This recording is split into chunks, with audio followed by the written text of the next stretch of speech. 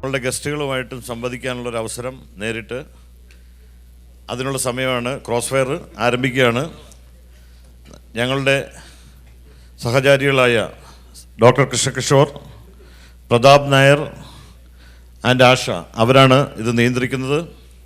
ദയവേത് നമ്മുടെ നാട്ടിൽ നിന്ന് അതിഥികളാണ്. ആ ഒരു ലിമിറ്റിനുള്ളിൽ നിന്നുകൊണ്ട് നമ്മളൊരു വിവാദം ഉണ്ടാക്കാനൊന്നുമല്ല, പക്ഷേ നിങ്ങൾക്ക് നല്ല എന്ത് ചോദ്യങ്ങൾ വേണം ചോദിക്കാം. അപ്പോൾ ആ ഒരു പരിധിക്കുള്ളിൽ നിന്നുകൊണ്ടുള്ള ചോദ്യങ്ങൾ നിങ്ങൾ ചോദിക്കണമെന്ന് ആദ്യമായിട്ട് പറയട്ടെ.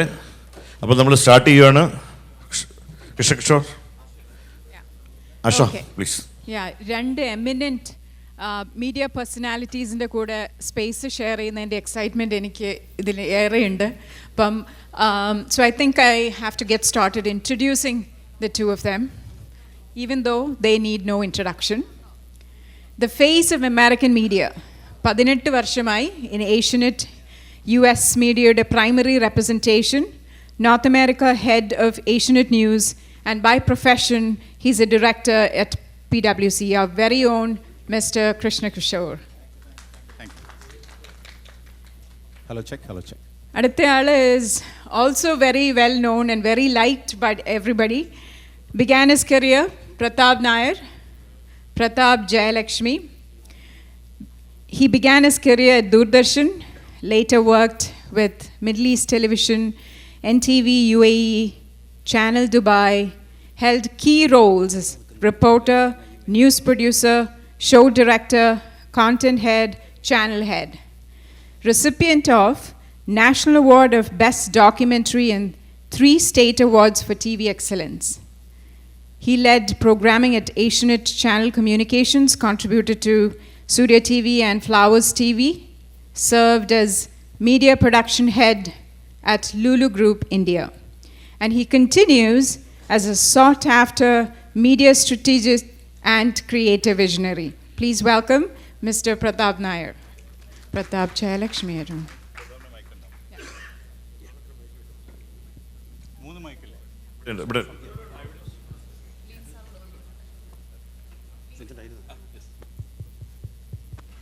എല്ലാവർക്കും നമസ്കാരം. India press club of north അമേരിക്കയുടെ ക്രോസ് ഫയർ എന്ന പരിപാടിയാണിത്. വലിയ ഫയറൊന്നും ഞാൻ പ്രതീക്ഷിക്കുന്നില്ല, കാരണം നമ്മളുടെ സെഷനിലൊക്കെ നമ്മൾ എത്രയോ സംസാരിച്ച പല കാര്യങ്ങളുമുണ്ട്. നമ്മൾ അമേരിക്കൻ രാഷ്ട്രീയത്തെക്കുറിച്ച് സംസാരിച്ചു, ഇന്ത്യൻ രാഷ്ട്രീയത്തെക്കുറിച്ച് സംസാരിച്ചു, മാധ്യമ രംഗത്തെ പല പുതിയ ട്രെൻഡുകളെയും വെല്ലുവിളികളെക്കുറിച്ചൊക്കെ സംസാരിച്ചു. പക്ഷേ ഇത് ജനങ്ങളുമായി ഒന്ന് സംവദിക്കാൻ അല്ലെങ്കിൽ ഒരു സമ്പർക്കം, അതിൻ്റെ ഭാഗമായിട്ട് India press club of north America കഴിഞ്ഞ ഏതാനും കോൺഫറൻസുകളിൽ നടത്തിയ ഒരു പരിപാടിയാണിത്. അത് നമ്മൾ ഇത്തവണയും തുടരുന്നു. നിങ്ങൾക്ക് എന്തു ചോദ്യങ്ങളും ചോദിക്കാം.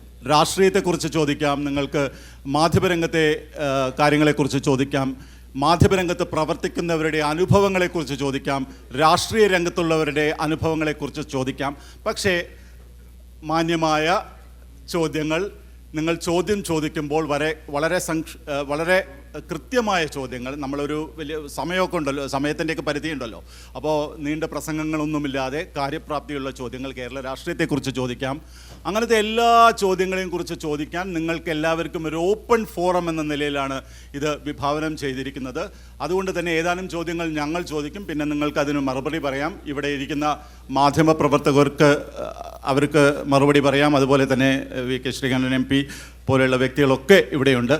അപ്പോൾ ഞാൻ തുടങ്ങാൻ പോകുന്നത്, നമ്മൾ ഇന്നലെ ഇതിനെക്കുറിച്ചൊക്കെ സംസാരിച്ചല്ലോ. കേരളത്തിലെ രാഷ്ട്രീയം സജീവമാകുമ്പോൾ മാധ്യമങ്ങളും കൂടുതൽ സജീവമാകും. നമുക്ക് ഇനിയിപ്പോൾ കേരളത്തിൽ 2 പൊതു തെരഞ്ഞെടുപ്പുകൾ വരാൻ പോവുകയാണ്. ഒന്ന് ഒരു ലോക്കൽ ഇലക്ഷൻ, അതുപോലെ തന്നെ കേരള നിയമസഭയിലേക്കുള്ള ഒരു ഇലക്ഷനും വരാൻ പോവുകയാണ്. മാധ്യമങ്ങളിൽ ഇനി ക്രോസ് ഫയറുകൾ കാണാം, പോർക്കളങ്ങൾ കാണാം, അങ്ങനെ വിവിധ പരിപാടികൾ കൊണ്ട് മാധ്യമരംഗമൊക്കെ സജീവമാകുന്ന ഒരു സമയമാണിത്. അപ്പോൾ അതുകൊണ്ട് തന്നെ ഞാൻ ജോണി ലോക്കോസിൽ നിന്ന് തുടങ്ങാമെന്ന് തോന്നുന്നു. നമ്മൾ ഈ 2 തിരഞ്ഞെടുപ്പുകൾ വരാനിരിക്കുന്ന ഈ ഒരു കാലഘട്ടത്തിൽ മാധ്യമങ്ങൾക്ക് ഒരു പൊതു നിലപാടുണ്ടോ? ഞാനത് ചോദിക്കാൻ കാരണം, നമ്മൾ ഓരോ തിരഞ്ഞെടുപ്പുകളും നമുക്ക് പുതിയ പാഠങ്ങൾ നൽകുന്നു. എങ്ങനെ ജനങ്ങളെ അഭിമുഖീകരിക്കണം, എന്തൊക്കെ പ്രശ്നങ്ങൾ നമ്മൾ ചർച്ച ചെയ്യണം. അങ്ങനെ ഒരു പൊതു നിലപാടിലേക്ക് താങ്കളുടെ ചാനലായാലും മറ്റ് മാധ്യമങ്ങളും പോകാൻ സാധ്യതയുണ്ടോ? എന്തായിരിക്കും ഒരു ആൻറ്റിസിപ്പേഷൻ, ഈ പുതിയ തെരഞ്ഞെടുപ്പ് വരാനുള്ളൊരു ആൻറ്റിസിപ്പേഷൻ, അതിൽ എന്താണ് ഒരു നിലപാട് രൂപപ്പെടാനുള്ള സാധ്യത? കിഷോറെ, അത് ഒരു തെരഞ്ഞെടുപ്പ് വരിക എന്ന് പറഞ്ഞു കഴിഞ്ഞാൽ ഒരു എക്സൈറ്റിംഗ് ആയിട്ടുള്ള ഒരു കാര്യമാണ് ചാനലുകളെ സംബന്ധിച്ച്, അല്ലെങ്കിൽ ഏത് മാധ്യമത്തെ സംബന്ധിച്ചും.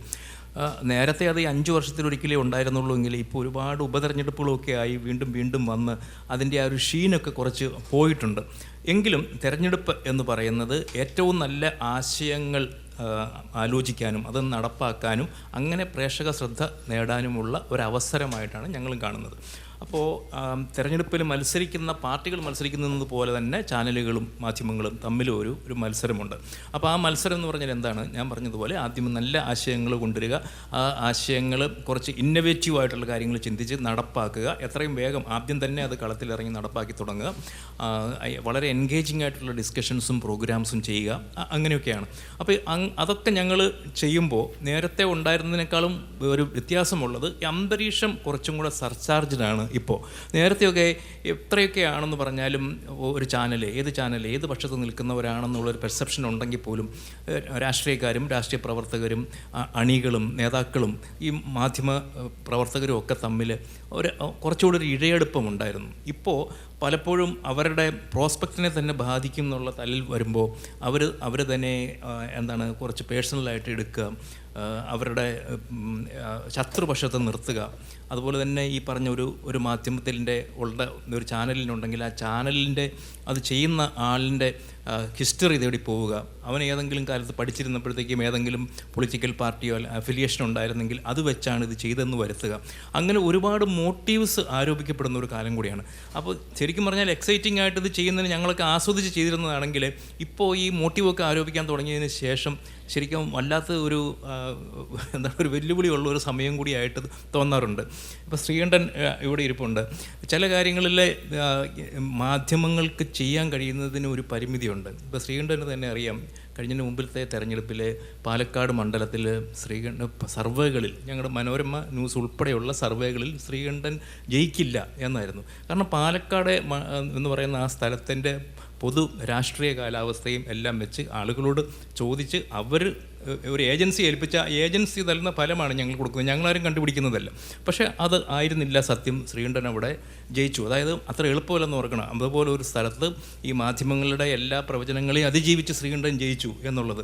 പക്ഷേ ശ്രീകണ്ഠനെ സംബന്ധിച്ചിടത്തോളം അന്ന് ബാക്കിയുള്ളവരൊക്കെ ജയിക്കുമ്പോഴും അവിടെ ജയിക്കില്ല എന്ന് പറയുന്നത് നല്ലൊരു ഓർക്കാൻ പറ്റുന്നൊരു അനുഭവമല്ല.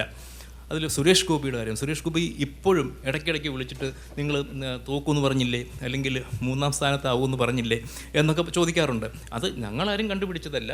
ആ സർവേയിൽ വന്നപ്പം അതിനകത്ത് കണ്ട ഫലം അതായിരുന്നു.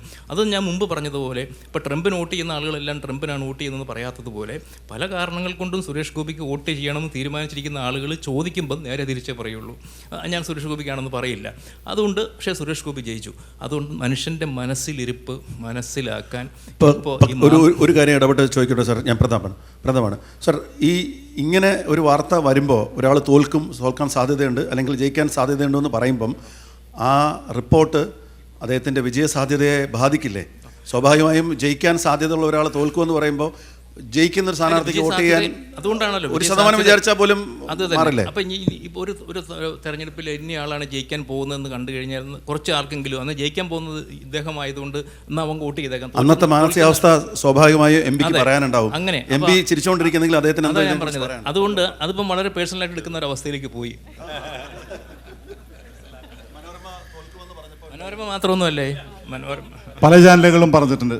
അതായത് കേരളത്തിലെ ഭൂരിപക്ഷം ചാനലുകൾ ഞാൻ തോൽക്കുമെന്ന് പറഞ്ഞാൽ എനിക്ക് അത്ര സങ്കടം ഉണ്ടായിരുന്നില്ല. 3ാം സ്ഥാനത്ത് പോകുന്നു അന്ന് പ്രവേശിച്ചിരുന്നു. സുരേഷ് ഗോപി മാത്രമല്ല, അത് കേരളത്തിൽ പൊതുവെ ഉള്ളൊരു സംഘടനാ സംവിധാനവും രാഷ്ട്രീയ മുന്നണിൻ്റെയും ഭാഗമായിട്ടാണ് സുരേഷ് ഗോപിക്ക് കേൾക്കേണ്ടി വന്നത്. പക്ഷേ എനിക്കെന്താ പാലക്കാട് 3ാം സ്ഥാനം എന്നുള്ളത് ഞാൻ വളരെയധികം ആശങ്കയോടുകൂടിയാണ് കണ്ടത്. പക്ഷെ ആദ്യം ഒരു സർവേ വന്നപ്പോൾ ഈ ഇലക്ഷൻ സമയം എന്ന് വെച്ചാൽ ആകെ 15-20 ദിവസമാണ് ക്യാമ്പയിൻ. സ്ഥാനാർത്ഥി പ്രഖ്യാപിച്ചിട്ട് ഇവരുടെ ഒരു ചർച്ച ഉണ്ട്. ആ ചർച്ചയിൽ മിക്കവാറും പേര് സ്ഥാനാർത്ഥി ഇന്നല്ലേ ഉറപ്പായിട്ടും തോൽക്കും. അപ്പുറത്തെ സ്ഥാനാർത്ഥിയെ പുകഴ്ത്തിയിട്ടാണ് എന്നെ പറയുന്നത്. 2 ഇലക്ഷൻ നടക്കുന്നതിൻ്റെ ഇടയിൽ ഒരു സർവേ ഉണ്ട്. ആ സർവേ എല്ലാവരും നടത്തിയിട്ടില്ല. സർവേ നടത്തിയവരൊക്കെ ഞാൻ തോൽക്കുമെന്ന് പറഞ്ഞിട്ടുണ്ട്. 3 എക്സിറ്റ് പോളുണ്ട്. ഇലക്ഷനെല്ലാം കഴിഞ്ഞ് 1 മാസം കഴിഞ്ഞിട്ടാണ് റിസൾട്ട്. എക്സിറ്റ് പോളിൽ ഇതേപോലെ ഞാൻ 3ാം സ്ഥാനത്തും 2ാം സ്ഥാനത്തൊക്കെ ആയിട്ടുണ്ട്. അപ്പോൾ തുടർച്ചയായി എന്നെ തോൽപ്പിക്കലായിരുന്നു ചാനലുകാരുടെ പ്രധാന ഡ്യൂട്ടി, അങ്ങനെ വേണമെങ്കിൽ പറയാം. പക്ഷേ ഇതിലൊരു പോസിറ്റീവ് വശം എനിക്കുണ്ടായത് എന്താ വെച്ചാൽ, ഈ ചാനൽ മാറി മാറി ഇങ്ങനെ പറയുമ്പോൾ നമ്മുടെ പ്രവർത്തകർ വല്ലാതെ നിരാശരാകും. ഇപ്പോൾ രാവിലെ ക്യാമ്പയിൻ ഇറങ്ങുമ്പോൾ കൂടെ വന്നവർ പറയും, ഇനിയിപ്പോൾ നമ്മൾ പോകണോ, 3ാം സ്ഥാനത്തൊക്കെയാണ്, എങ്ങനെയാണ് എന്നൊക്കെ ചോദിക്കുമ്പോൾ അവർക്കൊരു ആത്മവിശ്വാസം പകരേണ്ട ജോലി കൂടി എനിക്കായി. 2, ഒരു വിഭാഗം പ്രവർത്തകർ അങ്ങനെ മനോരമ തോൽക്കുമെന്ന് പറഞ്ഞാൽ, മാതൃഭൂമി തോൽക്കുമെന്ന് പറഞ്ഞാൽ നമ്മളങ്ങ് തോൽക്കുമോ, എന്നാൽ നമുക്കൊന്ന് കാണാം എന്ന് പറഞ്ഞ് ഇറങ്ങിയവരുണ്ട്. അങ്ങനെ എനിക്കൊരു ഗുണമുണ്ടായിട്ടുണ്ട്, മുഴുവൻ നെഗറ്റീവ് അല്ല. പിന്നെ ഈ സമയത്ത് ഞാനൊരു മാധ്യമത്തിൻ്റെ ഏറ്റവും മുതിർന്ന ഒരു വ്യക്തി, പേര് പറയുന്നില്ല, മാധ്യമം പറയുന്നില്ല, ഞാൻ ചോദിച്ചു ഇതെന്താ, എങ്ങനെയാണ് നിങ്ങളുടെ നിഗമനം ചോദിച്ചു. അയ്യോ അത് ഞങ്ങളല്ല, അത് ഞങ്ങളൊരു ഏജൻസി ഏൽപ്പിച്ചിരിക്കുക. നേരത്തെ ജോണിച്ചേട്ടൻ പറഞ്ഞ പോലെ ഒരു ഏജൻസി ഏൽപ്പിച്ചിരിക്കുക. ഏജൻസി നടത്തിയ സർവേയിലാണ് ഇങ്ങനെ വന്നിട്ടുള്ളത്. ഞങ്ങൾ എന്ത് ചെയ്യും, ഞങ്ങൾക്ക് നേരിട്ട് അതിൽ റോളില്ല. അവർ ഇലക്ഷൻ കഴിഞ്ഞിട്ട് റിസൾട്ട് വന്നപ്പോൾ ഞാൻ പറഞ്ഞു, ഈ മാധ്യമങ്ങൾ അവർ നടത്തിയ സർവേ ഏറെക്കുറെ ശരിയായി എന്നുള്ളൊരു അവകാശവാദം ഉന്നയിക്കും. ഞങ്ങളുടെ സർവേയാണ് 90% ശരിയായത്, 98% ഞങ്ങളുടെ സർവേ ശരിയായി. അപ്പോൾ പറഞ്ഞു, ഇപ്പോൾ നിങ്ങൾ മാധ്യമങ്ങളുടെ സർവേ എന്ന് പറഞ്ഞ് ഏജൻസി നടത്തിയ സർവേ എന്ന് പറഞ്ഞില്ല. നേരത്തെ ഞാൻ ചോദിച്ചു പറഞ്ഞത് ഏജൻസി നടത്തിയതാണ്, അവർക്ക് ഇതിൽ ഉത്തരവാദിത്തമില്ല. അപ്പോൾ ഇതിൻ്റെ ക്രെഡിറ്റ് ഇലക്ഷൻ റിസൾട്ട് വന്നു കഴിഞ്ഞാൽ അതിൽ മെച്ചാണെന്ന് വെച്ചാൽ ഞങ്ങൾ പറഞ്ഞതാണ് ശരി എന്ന് വാദിക്കുന്നതും മാധ്യമങ്ങൾ തന്നെയാണ്. ഞാൻ പറഞ്ഞു ഇതിൽ വൈരുദ്ധ്യം ഉണ്ടെന്ന് പറഞ്ഞു, എന്ത് ചെയ്യാൻ പറ്റും. അപ്പോൾ സ്വാഭാവികമായിട്ടും ഇത് ഈ ക്യാമ്പയിനിൽ ഹാഷ്മി അന്ന് മാതൃഭൂമിയിലാണ്. മാതൃഭൂമിയാണ് അസംബ്ലി ഇലക്ഷൻ വളരെ കൃത്യമായി പ്രവചിച്ചതും ഏകദേശം അത് കറക്റ്റായി വന്നതും. ഒരുപക്ഷെ ആ അനുഭവം ചിലപ്പോൾ ഹാഷ്മിക്ക് പറയാൻ. അതിനിടയ്ക്ക് ഒരു മിനിറ്റ്, ഇത് ഈ മാധ്യമത്തിലെ അവരെ റിപ്പോർട്ടേഴ്സോ അതല്ലെങ്കിൽ അവിടെ ഇരിക്കുന്നവരോ അല്ല. മാതൃഭൂമിയിൽ മാതൃഭൂമിയുടെ കാര്യം പറഞ്ഞപ്പോഴാണ്, വേണു വന്ന് മാതൃഭൂമിയിലായിരുന്നു. ഈ എക്സിറ്റ് പോള് പിന്നെ ഫലം പ്രഖ്യാപിക്കുമ്പോൾ റിസൾട്ട് പ്രഖ്യാപിക്കുന്ന പോലെയാണ് ഇവർ ആക്ഷനൊക്കെ. എങ്ങനെ അയ്യേ, അപ്പോൾ എന്നെ പ്രതികരിച്ച് KPC സെക്രട്ടറി ജ്യോതികുമാർ ചാമക്കാലിരിക്കുകയാണ്, ചർച്ചയാണ് ഈ എക്സിറ്റ് പോളിൻ്റെ ഫലം. അപ്പോൾ ജ്യോതികുമാർ ഇരിക്കുമ്പോൾ അടുത്ത് പാലക്കാടാണെന്ന് പറയും, പാലക്കാട് ഇങ്ങനെ ശതമാനവും റിസൾട്ടൊക്കെ കാണിക്കാൻ. അപ്പോൾ വേണു തലേ കൈവച്ചിട്ട് അയ്യേ ആദ്യമായി പാലക്കാട് 3ാം സ്ഥാനത്ത് എന്ന് പറഞ്ഞ് ജ്യോതികുമാറിനെ കളിയൊക്കെ. അപ്പോൾ റിസൾട്ട് വന്ന പോലെയാണ്. സ്വാഭാവികമായിട്ട് അതൊന്നും ഇവരുടെ അല്ല, ഇത് നടത്തിയ സർവേ ആണ്. ഇത് മാതൃഭൂമിയുടെയോ മനോരമയുടെയോ ഒന്നും നിലപാടുമല്ല, അതൊക്കെ നമുക്ക് അറിയാം. പക്ഷേ ഇലക്ഷൻ്റെ സമയത്ത് ഇവരുടെ ഈ പ്രഖ്യാപനം പല രീതിയിലും സ്വാധീനിക്കപ്പെടും. നിങ്ങൾ പറഞ്ഞത് ശരിയാണ്. ഞാൻ ആകെ 11,000 വോട്ടിനാണ് ജയിക്കുന്നത്. ഒരു പാർലമെൻറ്റ് മണ്ഡലമാണ്, 1% വോട്ടില്ല ഭൂരിപക്ഷം. അപ്പോൾ ആ 1% 0.5% ബാധിക്കും ഇത്തരത്തിലുള്ള അഭിപ്രായ വോട്ടെടുപ്പ്. അതാണ് എക്സിറ്റ് പോൾ നേരത്തെ ഉണ്ടായിരുന്നല്ലോ, റിസൾട്ട് വരുന്നതിൻ്റെ തലേദിവസം പാടുള്ളൂ നിയമമൊക്കെ വന്നത് അതുകൊണ്ടാണ് അതിന് റെസ്ട്രിക്ഷൻസ് വന്നത്. പക്ഷെ അതൊക്കെ സ്വാഭാവികമായിട്ട് ജനാധിപത്യത്തിൻ്റെ ഭാഗമാണ്. ആദ്യത്തെ പ്രാവശ്യം വെച്ചാൽ കുഴപ്പമുണ്ടായിരുന്നില്ല, 5 വർഷം ഞാൻ നന്നായി കഷ്ടപ്പെട്ടിട്ട് പ്രവർത്തിച്ച് 2ാമത്തെ പ്രാവശ്യം എനിക്കൊരു 50,000 വോട്ടിൻ്റെ തോൽവിയാണ് പ്രവചിച്ചത്. പക്ഷേ എനിക്ക് നല്ല സന്തോഷമുണ്ട്, അതിനൊക്കെ മറികടന്ന് 75,000 വോട്ട് ജയിക്കാൻ കഴിഞ്ഞത് മാധ്യമങ്ങളെയും കൂടി തോൽപ്പിച്ചതുപോലെ എനിക്ക് ഫീൽ ചെയ്യുന്നത്. ഉറപ്പ് ഈ ഇലക്ഷൻ എന്ന് പറയുന്നത്, അവിടെ ഇലക്ഷൻ പറയുന്നത് ഇലക്ഷനുമായി ബന്ധപ്പെട്ട എല്ലാ ഉൽപ്പന്നങ്ങളും മാധ്യമങ്ങൾക്ക് എന്താണ് വലിയ എക്സൈറ്റ്മെൻറ്റ് നൽകുന്നതാണ്. മാത്രമല്ല അത് കാണുന്നവർക്ക് നമുക്ക് വലിയ ഈ പറയുന്ന എക്സിറ്റ് പോൾ അവതരണത്തിൽ അല്ലെങ്കിൽ ആ പോകുന്ന സമയമൊക്കെ നമുക്ക് നല്ല റേറ്റിംഗ് പോയിന്റുകൾ തരുന്ന സമയമാണ്. അപ്പോൾ അത് കാണുന്നവർക്കും എക്സൈറ്റ്മെൻറ്റ് ഉറപ്പായും ഉണ്ട്. അത് കേരളത്തിൻ്റെ പ്രത്യേകതയാണ്, ഇലക്ഷനുമായി ബന്ധപ്പെട്ട എന്തും അത്രയും എക്സൈറ്റ്മെൻറ്റ് തരുന്നതാണ്. അതുകൊണ്ടാണ് നമ്മൾ അത്രയും ആവശ്യത്തിൽ ഇപ്പോൾ ഒരു ഇലക്ഷൻ റിസൾട്ട് പ്രഖ്യാപിക്കുന്നതിന് എക്സിറ്റ് പോൾ റിസൾട്ട് ശ്രീയാണ് തോറ്റു എന്നൊക്കെ പറയുമ്പോഴത്തേക്ക് അത്രയും ആവശ്യം വരുന്നത് അതുകൊണ്ടാണ്. അന്ന് മാതൃഭൂമിയിലായിരുന്നു. മാതൃഭൂമി അന്ന് വളരെ പ്രൊഫഷണലായ ഒരു ഏജൻസിയാണ് ഏൽപ്പിച്ചത്. ഏതാണ്ട് അടുത്ത് വന്നിരുന്നു. അതിനുശേഷം 24 വന്നതിന് ശേഷവും നമ്മൾ നടത്തിയ സർവേകൾ ഏതാണ്ട് അടുത്തൊക്കെ വരുന്നുണ്ട്. ഏതാണ്ട് അടുത്ത് എന്നേ പറയാൻ കഴിയുള്ളൂ. അതിൻ്റെ ഒരു എറർ ഫാക്ടർ നമ്മൾ കൂടെ പറയാറുമുണ്ട്. അപ്പോൾ അതിൻ്റെ റിസ്ക് എടുക്കാൻ പറ്റത്തില്ല. അതാണ് ഇത്രയും ചിലപ്പോൾ ആവാം, ചിലപ്പോൾ തോക്കാം എന്നുകൂടി നമ്മൾ കൂടത്തി പറഞ്ഞു നോക്കും. ഇത് ലാസ്റ്റ് റിസൾട്ട് വന്നപ്പോൾ ചേട്ടൻ ചോദിക്കുന്നവർ ചോദിക്കായിരിക്കും. അബ്ജോദ്, ഈ ഇതിൻ്റെ കൂടെ കൂട്ടിച്ചേർത്ത് പറയാനുള്ളതാണ്. ശ്രീകണ്ഠൻ നിരാശനാവണ്ട. കാരണം എന്താ പറഞ്ഞാൽ മലയാളിയുടെ ഒരു സ്വാഭാവികമായ മാനസികാവസ്ഥയുണ്ട്. ഈ ചാനലുകൾ അല്ലെങ്കിൽ സർവേകൾ, എക്സിറ്റ് പോൾ അല്ല ഞാൻ ഉദ്ദേശിക്കുന്നത്, പ്രീ പോൾ സർവേയിൽ ഇയാൾ തോക്കുമെന്ന് പറഞ്ഞാൽ എന്നാൽ പിന്നെ അയാളെ ജയിപ്പിച്ചിട്ടുള്ള പരിപാടികൾ. അതാണ് മലയാളിയുടെ ഒരു മാനസികാവസ്ഥ. ഞാൻ ചോദിക്കുന്നത്, ഈ നമ്മ അമേരിക്കയിലൊക്കെ പ്രധാന മാധ്യമങ്ങളൊക്കെ അപ്പൊ ഇനിയും അത് ആവർത്തിക്കാനുള്ള പരിപാടിയാണ്. സാധ്യതയുണ്ട്. പോവാം. അമേരിക്കയിലൊക്കെ പൊതുവെ മാധ്യമങ്ങൾ 2 പക്ഷങ്ങളും കവർ ചെയ്യുമെങ്കിലും അവർക്ക് ഒരു പക്ഷം എൻഡോഴ്സ് ചെയ്യുമല്ലോ കാൻഡിഡേറ്റ്സിനെ പൊതുവെ. അപ്പോൾ കേരളത്തിൽ നമ്മൾ അങ്ങനെ ഒരു പ്രവണത കണ്ടിട്ടില്ല. പക്ഷേ ഇപ്പോൾ പല മാധ്യമ ചർച്ചകളിലൊക്കെ നമ്മൾ കണ്ടു കഴിഞ്ഞാൽ വ്യക്തമായ പക്ഷം പിടിക്കുന്ന ചർച്ചകൾ അല്ലെങ്കിൽ വ്യക്തമായ പക്ഷം പിടിക്കുന്ന അവതാരകമാരെയും ഒക്കെ നമ്മൾ കാണാറുണ്ട്. അതിപ്പോൾ ഞാൻ ഒരാളുടെ കാര്യം മാത്രമല്ല പറയുന്നത്, പൊതുവെ ആ ചോദ്യം വ്യക്തമെന്ന് തോന്നുന്നു. ഈ ഒരു മാറുന്ന സാഹചര്യത്തിൽ വ്യക്തമായ ഒരു രാഷ്ട്രീയ പക്ഷം, ഞങ്ങൾ ഇതാണ്, അല്ലെങ്കിൽ ഞാൻ ഈ പക്ഷത്തിൻ്റെ കൂടെ നിൽക്കുന്നു, അവരുടെ കാര്യങ്ങളാണ് ഈ സമൂഹത്തിന് നല്ലതെന്ന് വ്യക്തമായ ഒരു പക്ഷം പിടിക്കുന്ന ഒരു ട്രെൻഡ് ഇനി കേരളത്തിൽ വരാൻ സാധ്യത ഇതുവരെ അതുണ്ടായിട്ടില്ല. ഇതൊരു ആംബിഗ്വിറ്റി ഉണ്ടല്ലോ, രണ്ടുപേർക്കും ഒരേപോലത്തെ സമയം കൊടുക്കുന്നത്. ഇപ്പോൾ പക്ഷേ നമ്മൾ കാണുന്നത് വളരെ പ്രകടമായ ഒരു എൻഡോഴ്സ്മെൻ്റ്, അല്ലെങ്കിൽ ഇതാണ് എൻ്റെ നിലപാട്, ഇതാണ് ഞങ്ങൾ പ്രതിനിധാനം ചെയ്യുന്ന ചാനലിൻ്റെ നിലപാട് എന്ന രീതിയിലൊക്കെ അങ്ങനെ ഒരു സാധ്യത വരും തെരഞ്ഞെടുപ്പുകളിൽ ഉണ്ടാകാൻ സാധ്യതയുണ്ട്. കാരണം ജനങ്ങൾ അതായിരിക്കും, നിങ്ങൾക്ക് എല്ലാവർക്കും രാഷ്ട്രീയമുണ്ട്, പക്ഷെ നിങ്ങൾ ആ രാഷ്ട്രീയം വ്യക്തമായി പറയുന്നില്ല. ഈ തെരഞ്ഞെടുപ്പ് അങ്ങനെ ഒരു സാധ്യതയ്ക്ക് വക നൽകുന്നുണ്ട്. അബ്ജോദിൽ തുടങ്ങിയിട്ട് ഞാൻ സുജയിലേക്ക് വരാം. എനിക്ക് തോന്നുന്നത് സുജയെ ലക്ഷ്യമിട്ടുള്ളൊരു ചോദ്യമാണ്. അപ്പോൾ രണ്ട് കാര്യമേ എനിക്ക് അതിനകത്ത് പറയാനുള്ളൂ. ഒന്ന്, നമ്മൾ ഇപ്പോൾ അങ്ങനെ ഒരു എഡിറ്റോറിയൽ നിലപാട്, ഇപ്പോൾ എൻ്റെ രാഷ്ട്രീയത്തെക്കുറിച്ച് ഞാൻ ഒളിച്ചു വെക്കേണ്ട ഒരു കാര്യമില്ല, എല്ലാവർക്കും അറിയാം. പക്ഷേ അതെൻ്റെ വാർത്തകളിൽ പ്രതിഫലിക്കാറുമുണ്ട്. ഇപ്പോൾ ഉമർ ഖാലിദിന് ജാമ്യം നിഷേധിക്കുന്ന സമയത്ത് ഞാൻ വാർത്ത വായിച്ചുകൊണ്ടിരിക്കുകയാണെങ്കിൽ അത് സ്വാഭാവികമായി പ്രതിഫലിക്കാൻ, അല്ലെങ്കിൽ പിന്നെ ഞാൻ അത്, പക്ഷേ അതെല്ലാം എൻ്റെ രാഷ്ട്രീയം ഒരു വിശാല രാഷ്ട്രീയവുമായി ബന്ധപ്പെട്ടാണ്. ഒരു മനുഷ്യരുടെ സ്വാതന്ത്ര്യം, മനുഷ്യരുടെ അവകാശങ്ങൾ, മനുഷ്യാവകാശം, ഇതൊക്കെയാണ്. രണ്ടാമത്, ഈ കൃഷ്ണകിഷോർ ചോദിച്ചതുപോലെ ഒരാൾ വന്ന് പ്രത്യക്ഷത്തിൽ നരേന്ദ്രമോദിയെ, ഒരാൾ പിണറായി വിജയനെ, ഇയാളെ ന്യായീകരിക്കുക എന്ന് പറഞ്ഞാൽ അതൊരു നല്ല ചോക്ലേറ്റ് പോലെ എനിക്ക് തോന്നുന്നില്ല. അതായത് കച്ചവടം ചെയ്യാൻ പറ്റുന്ന ഒരു സാധനമായിട്ട് ആൾക്കാരത് അതിനൊരു വിപണി മൂല്യം ഉണ്ട് എന്ന് കണ്ടിട്ട് അങ്ങനെ വിൽക്കുന്ന ഒരു സാധനമായിട്ട് എനിക്ക് തോന്നിയിട്ടുള്ളൂ. അതൊരു മാർക്കറ്റിംഗ് ടൂൾ ആണോ സുജയ?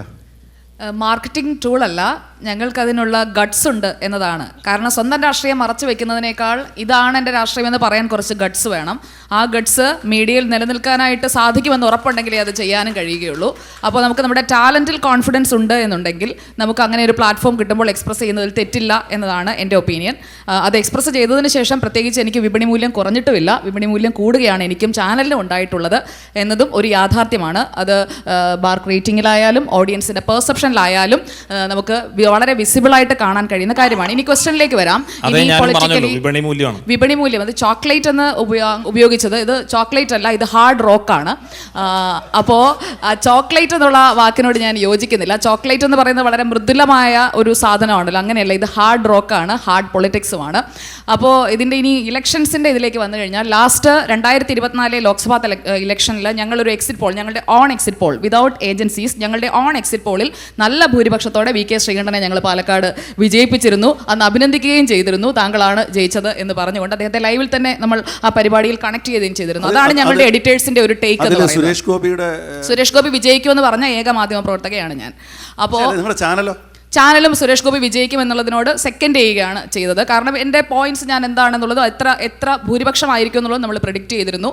അതുപോലെ തന്നെ ഇടതുപക്ഷത്തിൻ്റെ സീറ്റുകൾ വലിയ മെച്ചമൊന്നും ഉണ്ടാകില്ല, കനൽ ഒരു തരിയായിരിക്കും എന്നുള്ളത് നമ്മൾ പ്രെഡിക്റ്റ് ചെയ്തിരുന്നു. മാത്രമല്ല വി കെ ശ്രീകണ്ഠൻ അടക്കമുള്ള ഏക പ്രഡിക്ഷൻ തെറ്റിപ്പോയത് നമ്മുടെ ഇതാണ്, ആലത്തൂരായിരുന്നില്ല. നമ്മൾ ആലത്തൂർ കെ രാധാകൃഷ്ണനോർ രമ്യ എന്നുള്ളതിൽ കെ രാധാകൃഷ്ണനിലേക്ക് ഫൈനലിയാണ് നമ്മൾ എത്തിയത്. രമ്യയ്ക്ക് ചാൻസസ് അവസാനം വരെ ഉണ്ടായിരുന്നു, പക്ഷേ നമ്മൾ എക്സിറ്റ് പോൾ ആയപ്പോഴേക്കുമാണ്, അത് മാത്രമാണ് ഏക തെറ്റിപ്പോയ പ്രഡിക്ഷൻ.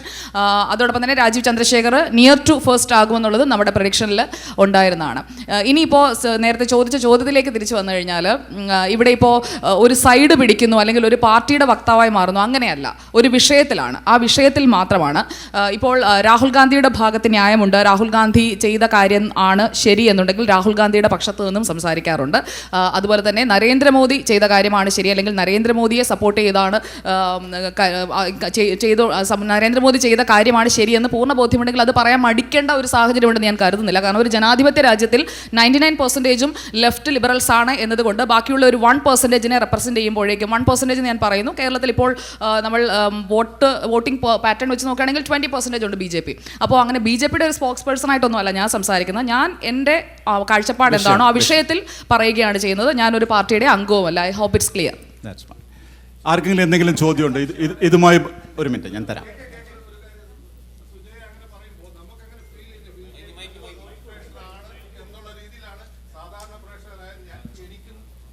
എൻ്റെ കൂടെയുള്ള സുഹൃത്തുക്കൾക്കും തോന്നുന്നത്.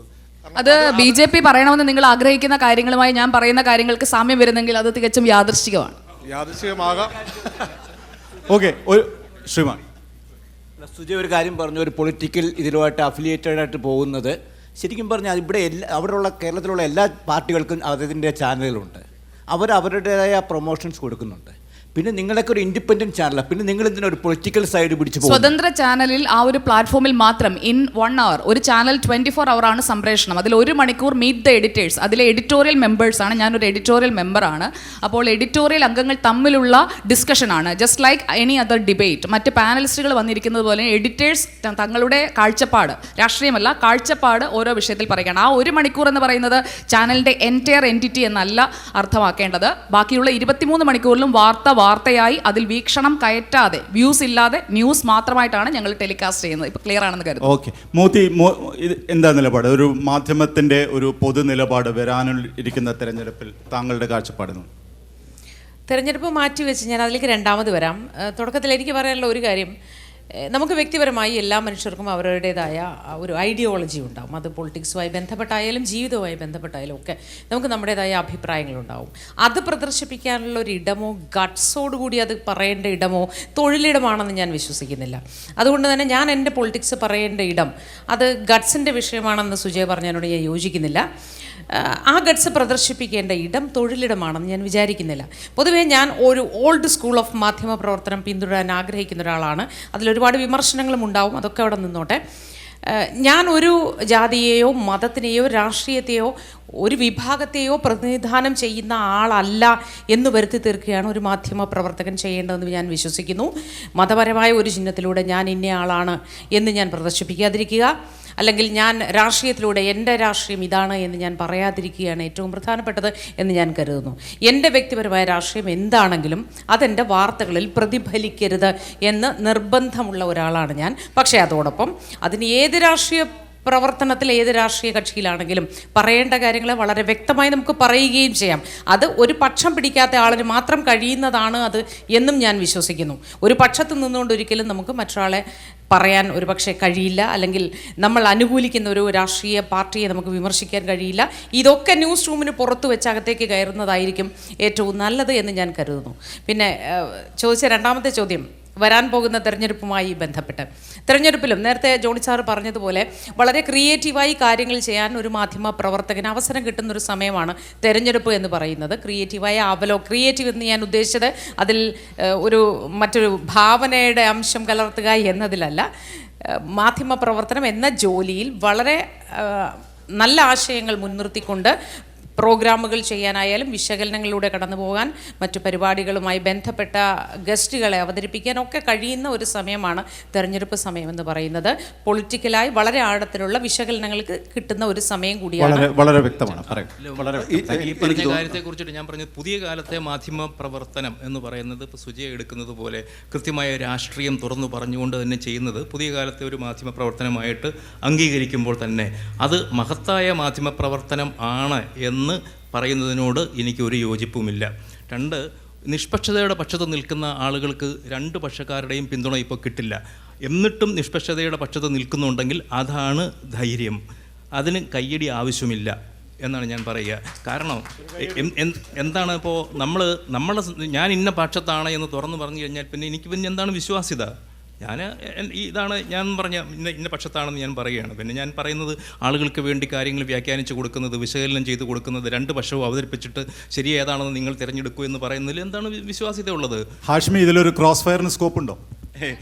ഒന്നുമില്ല. വ്യക്തിപരമായി ഞാൻ കാണുന്നത് മാധ്യമപ്രവർത്തനം എന്തായാലും അധികാരത്തിൻ്റെ ഓപ്പോസിറ്റ് നിന്ന് അധികാരത്തിന് നേരെ വിരൽ ചൂണ്ടുന്ന ഒന്നായിരിക്കണം എന്നാണ് അങ്ങനെയാണ് എൻ്റെ ജേർണലിസ്റ്റിലെ രാഷ്ട്രീയം.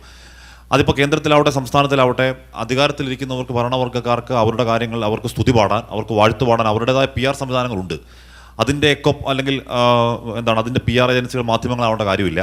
മാധ്യമപ്രവർത്തകർ അതിൻ്റെ വാഴ്ത്തുപാട്ടുകാരാവേണ്ട കാര്യവുമില്ല. ഇപ്പോൾ അധികാരത്തിൽ ആരുമായിക്കോട്ടെ, അത് കോൺഗ്രസ് ആയിക്കോട്ടെ, BJP ആയിക്കോട്ടെ, CPM ആയിക്കോട്ടെ, അതിൻ്റെ ഓപ്പോസിറ്റ് സൈഡിൽ നിന്ന് അതിനെ നോക്കി വിരൽ ചൂണ്ടുക എന്നുള്ളതാണ് മാധ്യമധർമ്മം എന്നാണ് ഞാൻ കരുതുന്നത്. ഞാൻ ആ പ്രിൻസിപ്പിളിന് ആളുമാണ്.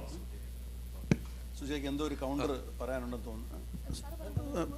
ലിഞ്ചനോട് വരാം ഒരു ഇതിലിപ്പോൾ ജോണി സാറും മോത്തിയും പറഞ്ഞല്ലോ ഗഡ്സിനെ കുറിച്ച്. എനിക്ക് അങ്ങനെ ഒരു സ്പേസ് കിട്ടിയത് കൊണ്ടാണ്. അത് എൻ്റെ സ്ഥാപനം തന്ന സ്പേസ് ആണ്. അത് എൻ്റെ മെറിറ്റിൽ വിശ്വാസം അർപ്പിച്ചുകൊണ്ട് തന്ന സ്പേസ് ആണ്.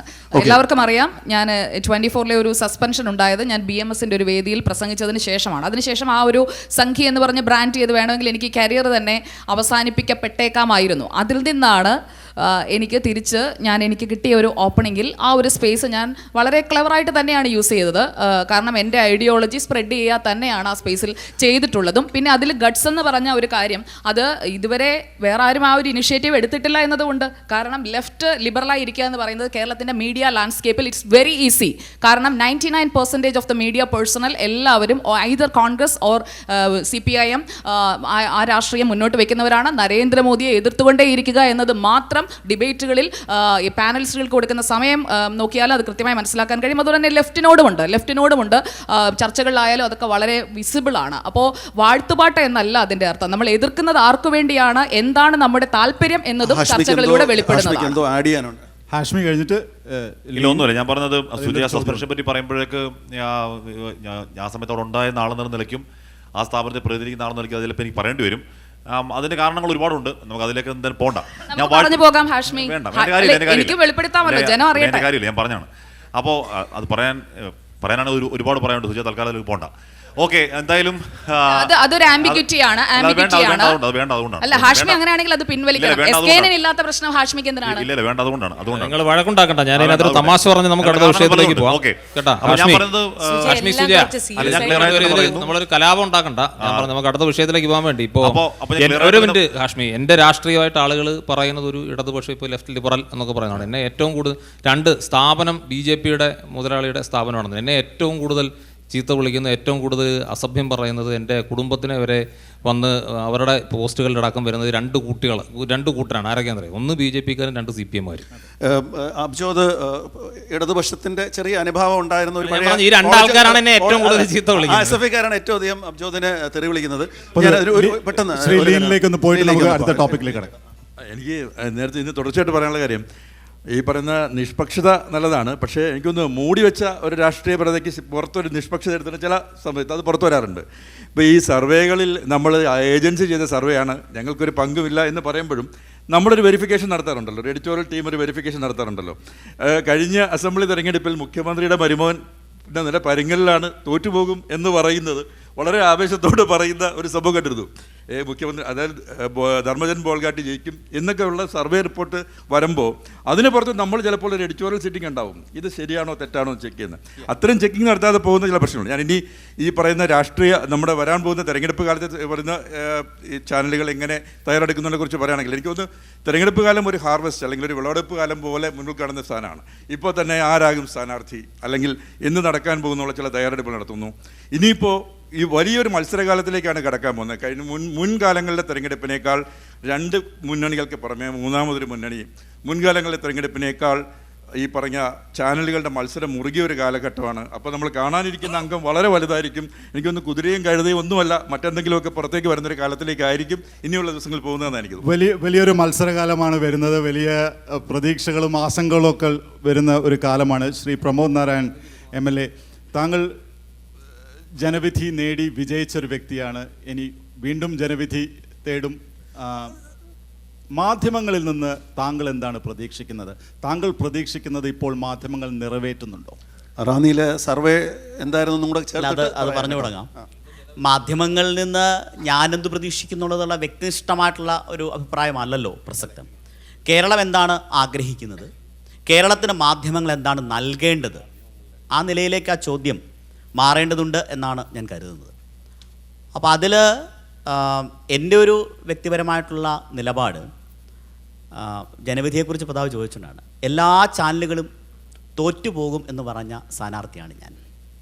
എല്ലാ സർവേകളിലും ഇവിടെയുള്ള എൻ്റെ സുഹൃത്തുക്കൾ ഉൾപ്പെടെ പ്രമോദ് നാരായൺ നിർബന്ധമായും തോന്നും, എവിടെ നിന്ന് കിട്ടി ഇത്തരമൊരു സ്ഥാനാർത്ഥിയെ എന്ന് പോലും ചോദിച്ചിട്ടുണ്ട്. ഒരു തെരഞ്ഞെടുപ്പിൽ മത്സരിക്കുന്ന സ്ഥാനാർത്ഥിക്ക്, ഞാൻ ആദ്യമായി മത്സരരംഗത്ത് വന്നതാണ്, അപ്പോൾ ആ സ്ഥാനാർത്ഥിക്ക് തെരഞ്ഞെടുപ്പിൽ ജനവിധി തേടാനുള്ള ജനാധിപത്യപരമായ സ്വാതന്ത്ര്യത്തെപ്പോലും അത് നമ്മളിങ്ങനെ ഊതിത്തെളിച്ച് ജ്വലിപ്പിക്കുകയാണല്ലോ തിരഞ്ഞെടുപ്പ് എന്ന് പറയുന്നത്. ഒരു സ്ഥാനാർത്ഥിയെ, നമ്മുടെ നിലപാടുകളെ, നമ്മുടെ രാഷ്ട്രീയത്തെ എല്ലാം ഊതിത്തെളിച്ച് ജ്വലിപ്പിക്കുന്ന ഒരു ഘട്ടമാണ്. ആ ഘട്ടത്തിൽ അത് കെട്ടുപോകും എന്ന് തെളിക്കുന്നതിന് മുമ്പേ പറഞ്ഞ് പ്രവചിച്ചവരുമുണ്ട്. അപ്പം അതുകൊണ്ട് ഒരിക്കലും ഇയാൾ ജയിക്കാൻ പോകുന്നില്ല എന്ന് പറഞ്ഞ മാധ്യമ നിലപാടുകളോടുകൂടി പൊരുതിയാണ് ജയിച്ചത് എന്ന് തല ഉയർത്തി പറയാൻ എനിക്കാകും. അതൊരു വെല്ലുവിളിയായിട്ട് അല്ല, അങ്ങനെയല്ല. അല്ല, അത് അങ്ങനെ തന്നെ പറയണമല്ലോ. തിരിച്ച് അത് പറയാനുള്ള സ്വാതന്ത്ര്യം എനിക്കുണ്ട്. അതിൻ്റെ അങ്ങനെയും പറയണം. ആകെ അതിൽ പാസിഫൈ ചെയ്ത് പറഞ്ഞു, പക്ഷെ അത് വ്യക്തിപരമായ സ്നേഹം കൊണ്ടുകൂടി ആകാം. ശ്രീധരൻ നായർ സാർ മാത്രമാണ് നമ്മുടെ പ്രമോദല്ലേ ജയിച്ചേക്കാം എന്ന് പറഞ്ഞത് കുറേ കാലം കൊണ്ട് അറിയാവുന്നത് കൊണ്ടാകാം. അപ്പോൾ അതുകൊണ്ട്, പക്ഷെ അത് പറയാനുള്ള മാധ്യമ സ്വാതന്ത്ര്യത്തെ ഞാൻ ബഹുമാനിക്കുന്നു. ഇനിയുള്ള തെരഞ്ഞെടുപ്പുകളിൽ അങ്ങനെ പറഞ്ഞാലും ഞാനത് ഞാൻ 24-ന്റെ സർവേയിൽ പ്രമോദ് ജയിക്കുമെന്നായിരുന്നു 2021. ഞാൻ ആ സർവേയിൽ പാർട്ടായിരുന്നു. അല്ല, ആദ്യഘട്ടത്തിലെല്ലാം തോറ്റുപോകുന്നായിരുന്നു. അവസാനമാണ് അല്ല, നമ്മുടെ സർവേയിൽ ജയിക്കുമെന്നായിരുന്നു. 15,000 വോട്ടിന് തോക്കും, പിന്നെ 7,000-ലേക്കായി. ഏറ്റവും അവസാനമാണ് സുജയ, ഏറ്റവും അവസാനമാണ്. ഒരു മാസം മുമ്പ് സർവേ കൊടുക്കുമ്പോൾ അതെ, അത് അങ്ങനത്തെ ഒരു സ്ഥിതിയായിരുന്നു. ഒരു മാസം ഞാൻ സ്ഥാനാർത്ഥി, അതിനുശേഷം നന്നായിട്ട് പ്രവർത്തിച്ചു. അതിന് ആ മാധ്യമ നിലപാടും എന്നെ സഹായിച്ചു. അങ്ങനെയുണ്ടല്ലോ. ഞാൻ ഒരു ചോദ്യത്തിലേക്ക് കടന്നിട്ട് അങ്ങോട്ട് വരാം. ഞാൻ ഈ രാഷ്ട്രീയത്തിൽ നിന്ന് മാധ്യമ പ്രവർത്തനത്തിലേക്ക് പോവാം. അല്ല, ഞാൻ പറഞ്ഞു തീർന്നില്ല. എനിക്ക് അത് ഈ ചാനൽ ചർച്ച പോലെ പറഞ്ഞു തീർക്കാനുള്ളൊരു സ്വാതന്ത്ര്യം കൂടി. ധൈര്യമായിട്ട് പറഞ്ഞോളൂ, ധൈര്യമായിട്ട്. കാരണം വെച്ചാലേ ഇവര് തമ്മിൽ, കാരണം ഇപ്പൊ നമുക്കതൊരു ഷോ ആണല്ലോ. ഇപ്പൊ നമ്മുടെ ന്യൂസ് കണ്ടന്റിനെ ഷോ ആക്കി മാറ്റി എന്നുള്ളതാണ് കേരളത്തിലെ ഏറ്റവും വലിയ കാര്യം. നമുക്ക് പറഞ്ഞു തീർക്കാനുള്ള ഒരു സ്വാതന്ത്ര്യം കൂടി തരണം എന്നുള്ളതാണ്. പക്ഷെ ഞാൻ അതിനകത്ത് വളരെ ബഹുമാനിക്കുന്നു. ഇനിയുള്ള തെരഞ്ഞെടുപ്പിലായാലും ഞാൻ തോക്കുമെന്ന് പറഞ്ഞാലും, കാരണം കേരളത്തിൽ രാഷ്ട്രീയം എന്ന് പറയുന്നത് ചുട്ടുപൊള്ളുന്ന ഒന്നാണ്. അത്രമേൽ ചുട്ടുപൊള്ളുന്ന ഒന്നാണ് രാഷ്ട്രീയം. രാഷ്ട്രീയം തിളയ്ക്കുന്നൊരു നാടാണ് നമ്മുടെ കേരളം. അതിൽ പലപ്പോഴും മാധ്യമങ്ങൾ തിളപ്പിച്ചു കൊണ്ടുവരുന്ന പലതും തണുത്തുപോയി എന്നുള്ളതും. ഇപ്പോൾ നമ്മൾ മുഖ്യമന്ത്രിയുടെ മരുമകൻ എന്നൊരു പ്രയോഗം കേട്ടു. ഞാൻ ആ പ്രയോഗങ്ങളുണ്ട്, അപ്പോൾ അത്തരം പ്രയോഗങ്ങൾ മാധ്യമങ്ങൾ ആവർത്തിക്കും. മുഖ്യമന്ത്രിയുടെ മരുമകനാണ്. പക്ഷേ മുഖ്യമന്ത്രിയുടെ മരുമകനാകുന്നതിന് മുമ്പ് ഞാൻ SFIയിൽ പ്രവർത്തിച്ച ഒരാളാണ്. എത്രയോ കാലം എൻ്റെ കൂടെ, ഞാനത് ന്യായീകരിക്കുമ്പോൾ അടുത്ത ചോദ്യത്തിലേക്ക് ഞാൻ അതിൻ്റെ ഒരു ഉദാഹരണം മാത്രം പറയുകയാണ്. ചില കോയിനേജുകൾ കൊണ്ട് നമ്മളൊരാളെ ഇങ്ങനെ ടാഗ് ചെയ്യുമല്ലോ. അപ്പോൾ റിയാസ് എന്ന് പറയുന്ന നേതാവ് എത്രയോ കാലം SFIയിൽ എനിക്കിപ്പം പ്രവർത്തിച്ച, എത്ര സമരങ്ങൾ നയിച്ചതാണ്. മുഖ്യമന്ത്രിയുടെ മരുമകൻ എന്ന ഒരു വിശേഷണം ചാർത്തി കൊടുക്കുമ്പോൾ ആ രാഷ്ട്രീയ നേതാവ് അതുവരെ, എൻ്റെ ഉത്തരങ്ങൾ നിങ്ങൾ രണ്ടുപേരും ശ്രദ്ധിക്കുന്നില്ല, ഇപ്പം ഞാനവിടെ പറയേണ്ടത് അല്ല, അവർ രണ്ടുപേരും അതുവരെ താണ്ടിയ ദൂരങ്ങളെല്ലാം, ആ രാഷ്ട്രീയ നേതാവ് അതുവരെ താണ്ടിയ ദൂരങ്ങളുടെ എല്ലാം പുറത്താണ് ഈ ഒരു ഇരുട്ടുകൊണ്ട് നമ്മൾ അടയ്ക്കുന്നത്. അത് അങ്ങനെ ആവരുത് എന്നൊരു അഭിപ്രായം എനിക്കുണ്ട്. പക്ഷേ കേരളത്തിൽ ഇപ്പോൾ ഭരണപക്ഷം, ഉദാഹരണം മുഖ്യമന്ത്രി വിരുദ്ധത, അപ്പോൾ അത് ഞാൻ പറഞ്ഞ ഒരു ചാനലിൽ അങ്ങനെ മുഖ്യമന്ത്രി വിരുദ്ധത തന്നെ സൂക്ഷിക്കണോ, അല്ലെങ്കിൽ കമ്മ്യൂണിസ്റ്റ് വിരുദ്ധ തന്നെ? ഇപ്പോൾ ഒരു മാധ്യമപ്രവർത്തകയെക്കുറിച്ച് മാത്രം ചോദ്യം വന്നു ഇവിടെ. അങ്ങനെയല്ല. അപ്പം മാധ്യമപ്രവർത്തനം അടുത്തൊരു ഘട്ടമായിരിക്കാം സ്വന്തം നിലപാട് പറയുന്നത്. ഞാൻ ഒരു കാര്യത്തിൽ പറയുന്നു, ഇപ്പോൾ കേരളത്തിലെ പ്രതിപക്ഷത്തേക്കാൾ നന്നായി പ്രതിപക്ഷത്തിൻ്റെ ജോലി, അത് പ്രതിപക്ഷത്തിൻ്റെ കുഴപ്പമാണോ ഇവരുടെ മിടുക്കാണോ എന്നറിയില്ല, കേരളത്തിൻ്റെ പ്രതിപക്ഷത്തേക്കാൾ ഭംഗിയായി പ്രതിപക്ഷത്തിൻ്റെ ജോലി ചെയ്യുന്ന ചാനലുകളുമുണ്ട്. പക്ഷേ കേരളത്തിൽ മാധ്യമങ്ങൾക്ക് വലിയ ഇടമുണ്ട്. ഇവിടെ ഇരിക്കുന്ന ഓരോ മാധ്യമപ്രവർത്തകരും പറയുന്നു, ഞാൻ തുറന്നു, ഒരു MLA എന്ന തരത്തിൽ രാഷ്ട്രീയത്തിൻ്റെ പല സംഭവങ്ങളുടെയും തലങ്ങളെ, ഞങ്ങൾ കാണാതെ പോകുന്ന തലങ്ങളെയും അതിൻ്റെ വശങ്ങളെയും ഞങ്ങളെ ഓർമ്മിപ്പിക്കുകയും ആ ജാഗ്രത നൽകുകയും ചെയ്യുന്നത് നിങ്ങളുടെയൊക്കെ തന്നെ ചർച്ചകളാണ്. അതിനെ ആ നിലയിൽ തന്നെ ബഹുമാനത്തോടെ കാണുന്നു. പക്ഷെ എല്ലാ മാധ്യമ നിലപാടുക്കും അപ്പുറം മലയാളിക്കൊരു നിലപാടുണ്ട് എന്നതാണ് ഏറ്റവും പ്രധാനമായി. ഒരു ചോദ്യം, എൻ്റെ ചോദ്യം മാധ്യമപ്രവർത്തകരോടാണ്. എനിക്ക് തോന്നുന്നത് ഏറ്റവും കൂടുതൽ ഇപ്പോൾ ഇന്നത്തെ കാലത്ത് ജാതി പറയുന്നത് മാധ്യമപ്രവർത്തകരാണ്. ഉദാഹരണം പറഞ്ഞാൽ, ഈ അടുത്ത സമയത്ത് ഒരു വീട്ടുവേലക്കാരിയെ ആ വീട്ടിലെ മാല മോട്ടിച്ചു എന്ന് പറഞ്ഞിട്ട് കേസ് ചാർജ് ചെയ്ത ഒരു സംഭവമുണ്ട്, നിങ്ങളെല്ലാവരും ഓർക്കുമല്ലോ. അത് വാർത്ത റിപ്പോർട്ട് ചെയ്യുമ്പോൾ നിങ്ങളെല്ലാം പറഞ്ഞത് ദളിത് സ്ത്രീയെ അങ്ങനെ FIRൽ അങ്ങനെ കാണും ഉണ്ടോ? അവരെ അന്തസ്സായിട്ട് അവരുടെ പേര് പറഞ്ഞാൽ പോരെ? അബ്ജോദിന് മറുപടി ഉണ്ട്. അതെ, ഞാൻ ജാതി പറയും. ജാതി പറയാനുള്ള കാരണം എനിക്ക് തോന്നുന്നു ഈ ബിന്ദുവിൻ്റെ പേരൂർക്കടയിലെ ബിന്ദുവിൻ്റെ കേസാണ് ഉദ്ദേശിച്ചത്. ബിന്ദുവിനോട് ഞാൻ നേരിട്ട് ചോദിച്ചു. ആദ്യം നമസ്തേ കേരളത്തിൻ്റെ സമയത്ത് നമ്മുടെ മോർണിംഗ് ഷോയ്ക്കിലാണ് അവരാദ്യം ഓൺ എയർ ലൈവിൽ വന്നത്. അപ്പോൾ അവരോട് ഞാൻ ചോദിക്കരുത് എന്നൊക്കെ പീസ് ഞാൻ പറഞ്ഞു, നിങ്ങളൊരു പിന്നോക്ക വിഭാഗത്തിൽപ്പെട്ട സ്ത്രീ ആയതുകൊണ്ടാണ് എന്ന് നിങ്ങൾക്ക് എപ്പോഴെങ്കിലും തോന്നിയെന്ന് ചോദിച്ചപ്പോൾ അവർ പറഞ്ഞു, ഉറപ്പായും എൻ്റെ നിറം കൊണ്ടും എൻ്റെ ജാതി കൊണ്ടും പോലീസ് സ്റ്റേഷനിൽ ഞാൻ വിവേചനം അനുഭവിച്ചു എന്ന് പറയുന്നത്. ഇപ്പോൾ ഞാൻ ജാതി പറയുന്നത് വേറൊന്നും കൊണ്ടല്ല. ഇപ്പോൾ എൻ്റെ സ്ഥാപനം, ഇവരുടെ സ്ഥാപനം, ഏത് സ്ഥാപനത്തിലായാലും എത്ര ദളിതരവിടെ വർക്ക് ചെയ്യുന്നുണ്ട്? അവർക്ക് മെറിറ്റ് ഇല്ലാത്തതുകൊണ്ടാണോ? എനിക്ക് മെറിറ്റ് കൂടുതലുള്ളത് കൊണ്ടാണോ ഞാൻ അവിടെ ജോലി ചെയ്യുന്നത്? അല്ല. മെറിറ്റോക്രസിക്കെതിരെ ഞാൻ ജാതി പറഞ്ഞുകൊണ്ടേയിരിക്കും. കേരളത്തിലെ കസ്റ്റഡി മരണങ്ങളിൽ ഏറ്റവും കൂടുതൽ മരിച്ചിട്ടുള്ളത്, കേരളത്തിലെ പോലീസ് സ്റ്റേഷനിൽ ഏറ്റവും കൂടുതൽ ലോക്കപ്പ് മർദ്ദനം ഏറ്റിട്ടുള്ളത് ദളിതരാണ്. നമുക്ക് ഈ കണക്കുകൾ മാറ്റി വെച്ചിട്ട് ജാതി പറയരുത് എന്ന് പറയാൻ പറ്റില്ല. ജാതി കേരളത്തിലെ ഭൂസ്വത്ത്, കേരളത്തിലെ അധികാരം, കേരളത്തിലെ സമ്പത്ത്, ഇതിൻ്റെ എല്ലാം ഒരു തരത്തിലുള്ള പ്രാതിനിധ്യവും ഇല്ലാത്ത തരത്തിൽ കേരളത്തിലെ മുന്നോക്കക്കാർ, കേരളത്തിലെ നായർ, സുറിയാനി, ക്രിസ്ത്യാനിയൊക്കെ അടക്കമുള്ള ആളുകൾ കൈപ്പറ്റി വെച്ചിരിക്കുകയാണ്. ഇതിൻ്റെ കണക്കുകളുണ്ട്. നമുക്ക് മറ്റേ കേരളത്തിലെ ഭൂസ്വത്ത് ആർക്കാണ് ഏറ്റവും കൂടുതൽ നോക്കിയാൽ കേരളത്തിൽ ഇപ്പോൾ ഏറ്റവും കൂടുതൽ ബിന്ദു ഒറ്റയടിക്ക് കള്ളിയായി. നിങ്ങൾക്ക് നമുക്ക് ഉണ്ണികൃഷ്ണൻ പോയിട്ട് ഇതുവരെ അറസ്റ്റ് ചെയ്തിട്ടില്ല. എന്തുകൊണ്ടാണ്? ജാതിയാണത്. ജാതി പറയും. അല്ല, ജാതി പറയും. അബ്ജോദ് ആ ചോദ്യം ചോദിച്ചത് കൊണ്ടല്ലേ അവർ പറഞ്ഞത്? നേരെ വെച്ച് അവർ അങ്ങോട്ട് പറഞ്ഞില്ലല്ലോ, എൻ്റെ ജാതി ഇതായത് കൊണ്ട് എന്നെ ഒഴിവാക്കിയെന്ന് പറഞ്ഞില്ലല്ലോ. അല്ല, നമ്മളത് വേണമെങ്കിൽ ആ ജാതി പറയാതിരിക്കാമായിരുന്നു എന്നാണ് അനിൽച്ചേട്ടൻ്റെ വാദം. അബ്ജോദ് പറഞ്ഞതിനോട് ഞാൻ പൂർണ്ണമായി യോജിക്കുന്നു. ഒരു കാര്യത്തോട് എടുക്കുമ്പോൾ നമ്മൾ ഈ മാങ്ങയുടെ കാര്യം പറയും, മാങ്ങാണ്ടിയോട് എടുക്കുമ്പോഴാണ് അതിൻ്റെ പുളി അറിയുന്നതെന്ന്. അത് കേരളത്തിൻ്റെ സെനാരിയോയിൽ നിന്നുകൊണ്ട് നമ്മൾ വളരെയധികം അനുഭവിക്കുന്ന ഒരു കാര്യമാണ് ഈ ജാതി വ്യവസ്ഥ എന്ന് പറയുന്നത്. ഒരു പക്ഷേ ഇവിടെ നിൽക്കുമ്പോൾ ഇവിടുത്തെ മാധ്യമപ്രവർത്തകർക്ക് അത്തരം ഒരു ഘടകത്തെക്കുറിച്ച് ആലോചിക്കേണ്ടി വരില്ലായിരിക്കാം. പക്ഷേ നാട്ടിൽ നിൽക്കുമ്പോൾ അത് അബ്ജോദ് പറഞ്ഞതുപോലെ തന്നെയാണ്. അത് തൊഴിലിടത്തിലാണെങ്കിലും സമൂഹത്തിലെ ഏത് അവസ്ഥയിലാണെങ്കിലും ഈ ജാതി എന്നതൊരു പ്രധാന ഘടകമായി നിലനിൽക്കുന്നുണ്ട്. ഒറ്റപ്പെടലുകളും ഒഴിവാക്കലുകളും ഉണ്ടാവുന്നുണ്ട്. മറ്റൊരു വിഷയത്തിലേക്കാണ് നമുക്ക് പോകാനുള്ളത്. ഇപ്പോൾ ഇലക്ഷനാണ് വരുന്നത്. പഞ്ചായത്ത് കോർപ്പറേഷൻ ഇലക്ഷനുണ്ട്, അസംബ്ലി ഇലക്ഷനുണ്ട്. എല്ലാ പൊളിറ്റിക്കൽ പാർട്ടികളും നല്ല ഫണ്ട് റെഡിയാക്കി വെച്ചിട്ടുണ്ട്. ഈ ചാനലുകൾക്കൊക്കെ ഈ ഫണ്ട് കിട്ടുന്നുണ്ട്. സ്വാഭാവികമായും അങ്ങനെ ഫണ്ട് കിട്ടുമ്പോൾ നിങ്ങളുടെ നിലപാടുകളിൽ വ്യത്യാസം വരുമോ എന്നാണ് ഒരുപാട് പേർക്ക് അറിയേണ്ടത്. ആ ചോദ്യം ജോണി സാറിൽ നിന്ന് തന്നെ തുടങ്ങാം. പൊളിറ്റിക്കൽ പാർട്ടികളുടെ ഫണ്ട് അല്ല, ഫണ്ട് എന്നുള്ള വാക്ക് ശരിയല്ല. ഞങ്ങൾക്ക് എന്നാ വെച്ച് കഴിഞ്ഞാൽ പൊളിറ്റിക്കൽ പാർട്ടീസ് അത് രണ്ടും വ്യത്യാസമുണ്ടല്ലോ. ഞങ്ങളുടെ അവർ പൈസ തന്നിട്ട് സ്ലോട്ട് എടുത്ത് അവരുടെ പരസ്യം കൊടുക്കുന്നതും അവർ ഞങ്ങൾക്ക് ഫണ്ട് തരുന്നതും ഒന്നല്ല. അങ്ങനെ ഒരു ഫണ്ട് വാങ്ങിക്കുന്ന ഒരു രീതിയും ഒരു ചാനലിലും കേരളത്തിൽ അങ്ങനെ ഒരു സംഭവമില്ല. അത് നടക്കത്തുമില്ല. ഇങ്ങനെ ആരെങ്കിലും അങ്ങനെ ഉണ്ടെങ്കിൽ തന്നെ അങ്ങനെ സംഭവിക്കില്ല. പക്ഷേ പരസ്യം ഒരു മുന്നണി തരും, അടുത്ത മുന്നണിയും തരും. അപ്പോൾ അത് ആളുകളെ സംബന്ധിച്ചിടത്തോളം ഞങ്ങൾക്ക് പരസ്യം ഇല്ലാതെ ഒരു ചാനലും നടത്താൻ കഴിയില്ല. കിട്ടുന്ന പരസ്യം വാങ്ങിക്കും എന്നല്ലാതെ അതിനപ്പുറത്ത് രാഷ്ട്രീയമായിട്ട് അതൊരു തരത്തിൽ ഒരു ചായ്വും ഉണ്ടാക്കില്ല എന്നതാണ് വാസ്തവം. അല്ലാതെ യാതൊരു ഫണ്ടും ഒരിക്കലും അങ്ങനെ ഉണ്ടാവാറില്ല. പക്ഷേ ആ സമയത്ത് അവർക്ക് ഒരുപാട് ഫണ്ട് റിലീസ് ചെയ്യുമ്പം ആ ഫണ്ടിൻ്റെ ഒരു വിഹിതം നമുക്കും കിട്ടാൻ വേണ്ടിയിട്ട് ഓരോ ചാനലിൻ്റെയും മാർക്കറ്റിംഗ് ഡിപ്പാർട്ട്മെൻറ്റുകാർ ശ്രമിക്കുന്നുണ്ടാവും. അതിനപ്പുറത്ത് യാതൊരു തരത്തിലുള്ള ചായവും അതിലില്ല. ഈ ടോപ്പിക്കിൽ വേറെ ആർക്കെങ്കിലും എന്തെങ്കിലും പറയാനുണ്ടോ? കേരളത്തിലെ ഒരു മാധ്യമവും ഇനി കേരളത്തിലെ മാധ്യമങ്ങൾക്ക് സ്വന്തമായ നിലപാട് സ്വീകരിക്കുന്നവരാണ്, അവരുടെ അഭിപ്രായം ഭംഗിയായി പറയുന്നവരാണ്.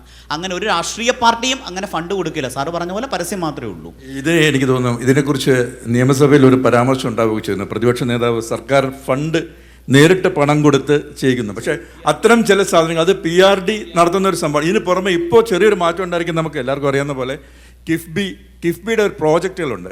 കിഫ്ബി ഇപ്പോൾ ചെയ്തിരിക്കുന്ന പുതിയ സ്ട്രാറ്റജി എന്ന് പറയുന്നത് ചാനലുകൾക്ക് ഒരു കൃത്യമായ ഒരു എമൗണ്ട് കൊടുക്കുക. ഈ വികസന പ്രവർത്തനങ്ങൾ ചാനലുകൾ പോയി ഷൂട്ട് ചെയ്ത് ചാനലിൻ്റെ പരിപാടിയായി കാണിക്കുക. അത് ഫണ്ടഡ് പ്രോഗ്രാമാണ്. പക്ഷേ അത് കൃത്യമായ മാർക്കറ്റിംഗ് വരുമാനം. അല്ലാതെ ഞങ്ങളുടെ പരസ്യം അല്ലെങ്കിൽ ഞങ്ങളുടെ പ്രൊമോഷന് വേണ്ടി ഇത്ര രൂപ ചാനലിന് തന്നിരിക്കുന്നു എന്ന് പറഞ്ഞ് ചെയ്യുന്ന സംഭവമില്ല. സാധാരണ ന്യൂസ് കാണുമ്പോൾ പൊതുവേ ഈ പൊതുജനങ്ങളുടെ ഭാഗത്ത് നിന്ന് വരുന്നൊരു കമൻ്റാണിത്. BJPയുടെ ഫണ്ട് വാങ്ങിയിട്ട് മാപ്ര പറയുന്നത് കേട്ടില്ലേ എന്നൊക്കെ ചോദിക്കാറുണ്ട്. അപ്പോൾ ഈ ഒരു ചോദ്യം അങ്ങനെ കാണാനേ നിവർത്തിയുള്ളൂ. അങ്ങനെ കേരളത്തിലെ ഒരു മാപ്രകളും അങ്ങനെ ആരുടെയും കയ്യിൽ നിന്ന് ഫണ്ട് സ്വീകരിച്ച് പ്രവർത്തിക്കുന്നവരല്ല.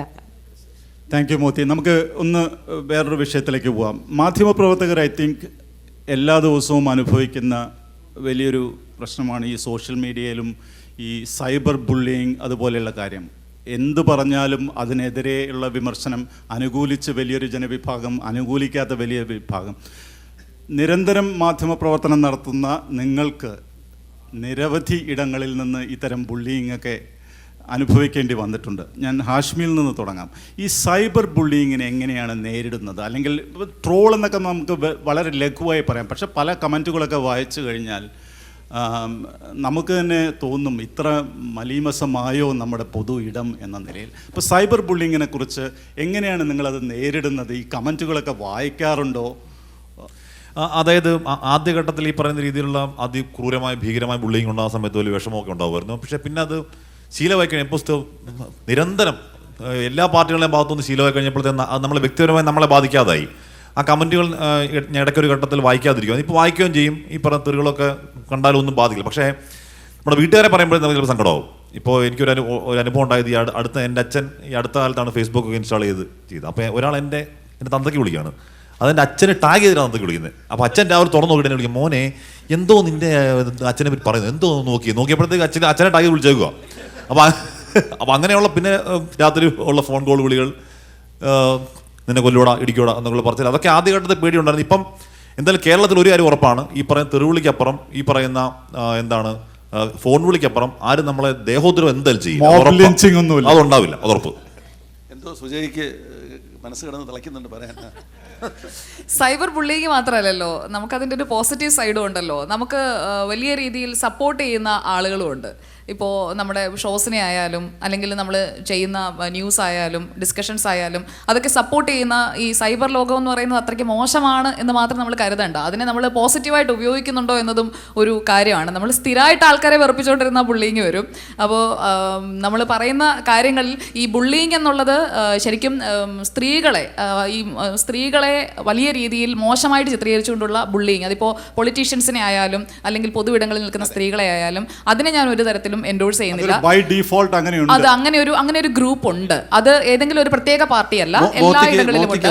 അപ്പോൾ ആ രീതിയിൽ മോത്തിയുടെ കമ്മലും മോത്തിയുടെ മൂക്കുത്തിയും ഒക്കെ അല്ല, ഞാൻ അതാണ് ഓർത്തുകൊണ്ടിരുന്നത്. ഞാൻ വളരെ ഈ അഗ്രസീവ് ജേർണലിസത്തിൻ്റെ ആളല്ലെങ്കിൽ കൂടി ചില വിമർശനങ്ങൾ പരിഹാസ രൂപേണ എൻ്റെ മോർണിംഗ് ഷോയിലൊക്കെ ഞാൻ പറയാറുണ്ട്. മിക്കവാറും എല്ലാ രാഷ്ട്രീയ പ്രവർത്തകരെയും അത്തരത്തിൽ ഞാൻ വിമർശിക്കുകയൊക്കെ ചെയ്യുന്ന ഒരാളാണ്. അപ്പോൾ എൻ്റെ ഈ 1-2 ഫോട്ടോകളോടുകൂടി ഫേസ്ബുക്കിൽ ഇടയ്ക്ക് വന്നൊരു സാധനം വളരെ രസകരമായിട്ട് എനിക്ക് തോന്നി. അത് ഞാൻ തന്നെ എൻ്റെ സുഹൃത്തുക്കൾക്ക് കണ്ടില്ലെങ്കിൽ കാണട്ടെ എന്ന് വെച്ച് അയച്ചു കൊടുക്കുകയും ചെയ്തിരുന്നു. ആ ചുരുണ്ട മുടിയും കളർ ചെയ്ത മുടിയും മൂക്കുത്തിയും കാണുമ്പോഴേ അറിയാം കഞ്ചാവാണെന്ന് എന്ന് പറഞ്ഞിട്ടായിരുന്നു അത്. അപ്പോൾ അതിന് താഴെ ആ പോസ്റ്ററിൽ എഴുതിയിട്ടുണ്ടായിരുന്നു കഞ്ചാവ് മാപ്രച്ചി എന്നാണ്. അത് മാപ്ര എന്നുമല്ല, എന്നിട്ടും പറഞ്ഞിട്ടും പോരാഞ്ഞ് ആ ഇച്ചി കൂടെ അതിൻ്റെ അറ്റത്ത് ചേർത്തു.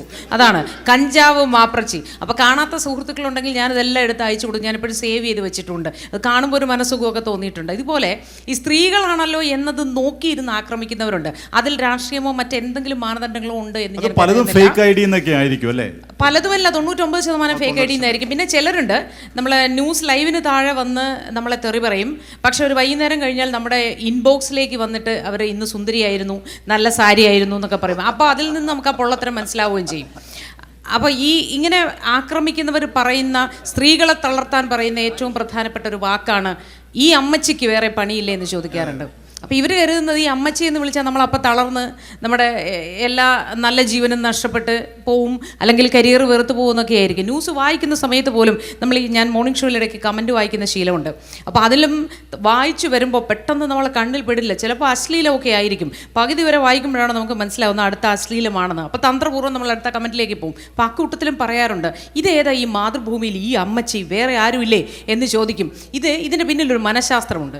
നമ്മൾ ലൈവിൽ നിൽക്കുന്ന സമയത്ത് ഈ കമൻറ്റ് വായിക്കുമ്പോൾ ഈ കമൻറ്റിലൂടെ നമുക്കൊരു മാനസിക അസ്വസ്ഥത അനുഭവപ്പെട്ട് അത് എക്സ്പ്രഷനായി നമ്മുടെ മുഖത്ത് വരുമെന്നോ അങ്ങനെ ഞാൻ ജയിച്ചു എന്നുള്ളൊരു തോന്നൽ, അങ്ങനെയുള്ളൊരു മാനസിക ഒരു പ്രത്യേക മനോനില മുഖ്യമന്ത്രി പറഞ്ഞതുപോലെ ആ മനോനിലയിൽ നിന്നുണ്ടാവുന്നത്.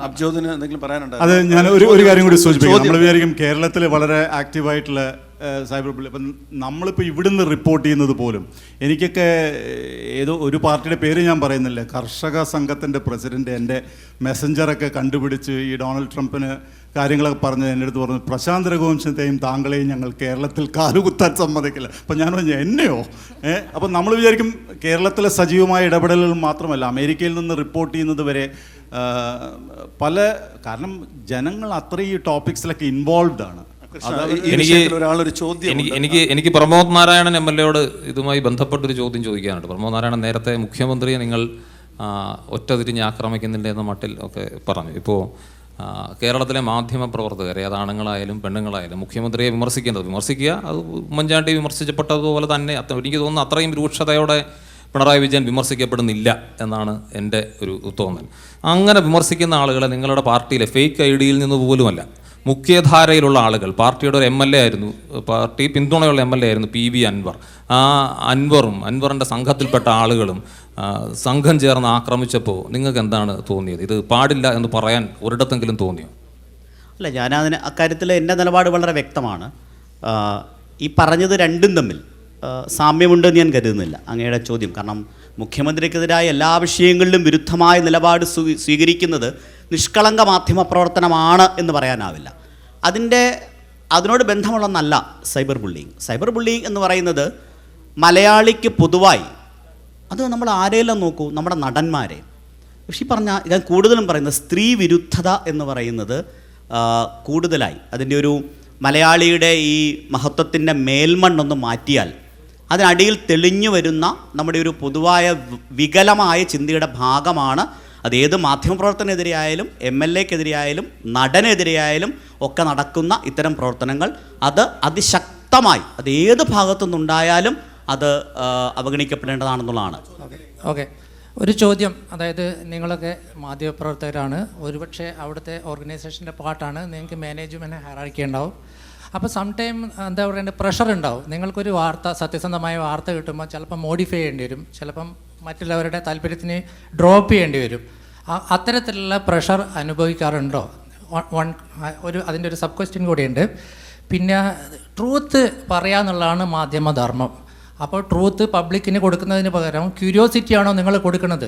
അതായത് ഇന്ന് ഈ ന്യൂസ് കൊടുത്തു, നാളെ ആൾക്കാർ വായിക്കണമെങ്കിൽ ഇച്ചിരി ഒരു നോവലിലൊക്കെ സസ്പെൻസ് മാതിരി ആ ക്യൂരിയോസിറ്റി ജനറേറ്റ് ചെയ്യാൻ ബോധപൂർവം അതൊരു പത്രത്തിനെ ഒരു ടൂളായിട്ട് ഉപയോഗിക്കാറുണ്ടോ? ക്യൂരിയോസിറ്റി ജനറേറ്റഡ് പത്രത്തിൻ്റെ എന്താ പറയുന്നത് ഇതിൻ്റെ സെയിൽസിനാണ്. ചോദ്യം മാഡത്തിനോടാ.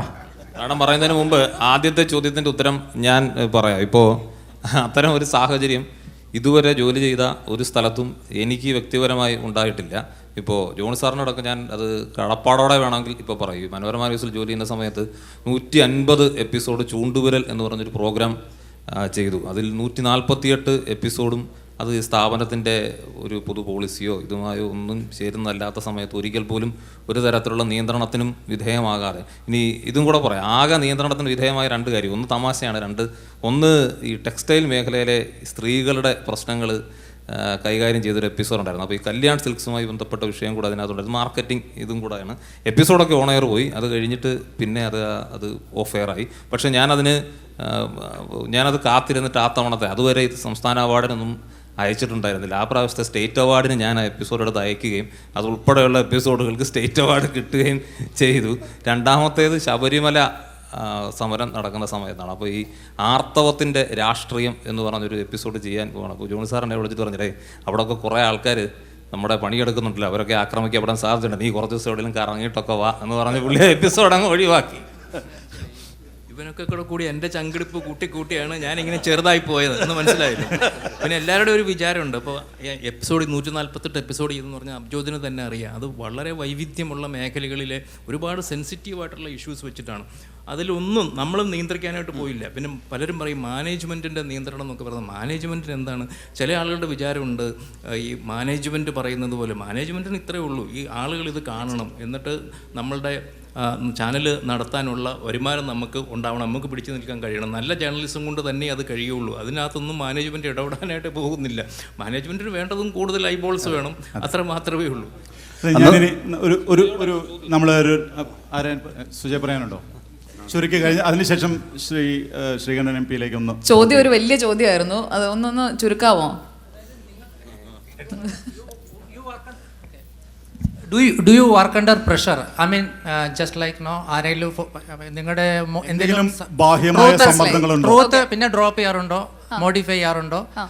നിങ്ങൾ പിന്നെ എന്താണ് ട്രൂത്ത് പറയുന്നതിന് പകരം ജസ്റ്റ് ക്യൂരിയോസിറ്റി ആണോ ക്രിയേറ്റ് ചെയ്യുന്നത്? എന്നെ കണ്ടിട്ട് സമ്മർദ്ദമുള്ള പോലെ തോന്നുന്നുണ്ടോ? ആർക്കെങ്കിലും തോന്നുന്നുണ്ടോ? ഇതുപോലെ തന്നെയാണ് നമ്മുടെ ആകെ ഒരു സംശയം, മോഡിഫൈ ചെയ്യാറുണ്ടോ എന്ന് ചോദിച്ചതിന് അതിലെ മോഡി എനിക്ക് ഇഷ്ടപ്പെട്ടു. പക്ഷേ മോഡിഫിക്കേഷൻസ് ഒന്നും നമ്മുടെ മാനേജ്മെന്റ് ഒന്നും ചെയ്യാറില്ല. നമുക്കൊരു എഡിറ്റോറിയൽ ബോർഡ് ഉണ്ട്, വെരി സ്ട്രോങ് എഡിറ്റോറിയൽ ബോർഡ്. എനിക്ക് തോന്നുന്നു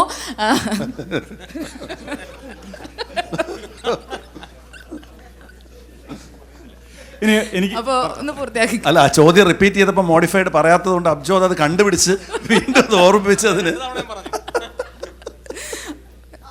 എനിക്ക് തോന്നുന്നു കുറച്ചുകൂടി ഒന്ന് സിറ്റുവേഷൻ ഒന്ന് ലൈറ്റ് ആയല്ലോ അല്ലേ? എല്ലാവരുടെയും ആ ഒരു ടെൻഷൻ. ഒരുപാട് പേർക്ക് ചോദ്യങ്ങൾ ചോദിക്കാനുണ്ട്. ഞാനൊന്ന് പറഞ്ഞോട്ടെ, ഒന്ന് ഉത്തരം പറഞ്ഞു. 30 സെക്കൻഡ്. ശരി. അപ്പോൾ പ്രഷറൊന്നും ഉണ്ടാവാറില്ല. പിന്നെ അങ്ങനെ പ്രഷർ വന്നു കഴിഞ്ഞാൽ നമുക്ക് ഈ ജോലി എൻജോയ് ചെയ്ത് ചെയ്യാൻ പറ്റത്തില്ല. അപ്പോൾ അങ്ങനെ അണ്ടർ പ്രഷർ, അങ്ങനെ ഒരു പ്രഷർ കുക്കറിൽ ഇരുന്ന് ഇങ്ങനെ വിസിലിപ്പം മുഴങ്ങുമ്പോഴത്തേക്കും പൊട്ടിത്തെറിക്കുന്ന രൂപത്തിൽ ഞാൻ ഇന്ന് വരെ ജോലി ചെയ്തിട്ടില്ല. അങ്ങനെ ജോലി ചെയ്യാൻ ആഗ്രഹിക്കാത്ത ഒരാളുമാണ്. ഇപ്പോൾ നമുക്കൊരു സ്ട്രോങ് എഡിറ്റോറിയൽ ബോർഡുണ്ട്. ആ എഡിറ്റോറിയൽ ബോർഡ് എനിക്ക് തോന്നുന്നു ഞങ്ങളുടെ ചാനലിൽ മാത്രമാണ് വിസിബിളായിട്ട് നിങ്ങൾക്ക് 1 മണിക്കൂർ കാണാനും കഴിയുന്ന ഒരു എഡിറ്റോറിയൽ ബോർഡ്. ഇതാണ് ആ സംവിധാനം, ഇതൊക്കെയാണ് അവരുടെ നിലപാടുകൾ എന്ന് നമ്മൾ ഓപ്പണായിട്ട് ഒരു ദിവസത്തെ ഏറ്റവും പ്രധാനപ്പെട്ട വിഷയത്തിൽ എക്സിബിറ്റ് ചെയ്യുന്നുണ്ട്. അതുപോലെ തന്നെ വളരെ ഓപ്പൺ ആയിട്ടുള്ള ഒരു വർക്ക് സ്പേസ് ആണ് ഞങ്ങളുടേത്. അതിൽ ഡിഫറെൻറ്റ് ഒപ്പീനിയൻസ് വരാറുണ്ട്. അതിൽ ഒരു വിഷയത്തിൽ എടുക്കേണ്ട നിലപാട് സംബന്ധിച്ച് നമ്മൾ ചർച്ച ചെയ്ത് തന്നെയാണ് തീരുമാനം എടുക്കുന്നത്. അല്ലാതെ ഒരു പ്രഷറും മാനേജ്മെന്റ് എന്ന് പറയുന്ന ആസ് സച്ച് അങ്ങനെ മാനേജ്മെന്റ് ഇരുന്ന് ഇങ്ങനെ കൽപ്പിക്കുകയും അത് ന്യൂസ് റൂമിൽ ഇരിക്കുന്നവർ ചെയ്യുകയും ചെയ്യുന്ന ഒരു സിസ്റ്റം അല്ല. വളരെ ഡെമോക്രാറ്റിക് ആയിട്ടുള്ള ഒരു ന്യൂസ് റൂമാണ്. നമുക്ക് ഏതാനും ചോദ്യങ്ങളിലേക്ക് കടന്ന് ഒന്ന് ഇന്ററാക്ട് ചെയ്തതിന് ശേഷം അങ്ങോട്ടേക്ക് വരാം. ഇവിടെ നിന്നാണ്. ഓക്കെ, വളരെ ഞാൻ ജോണി ലൂക്കോസിനോട് ഒരു ചെറിയ സിമ്പിൾ ഒരു ക്വസ്റ്റ്യന്. PG ഗോവിന്ദൻ നായർ പിന്നെ ഇൻ്റർവ്യൂ ചെയ്തപ്പോഴത്തേക്ക് ഗോവിന്ദപിള്ള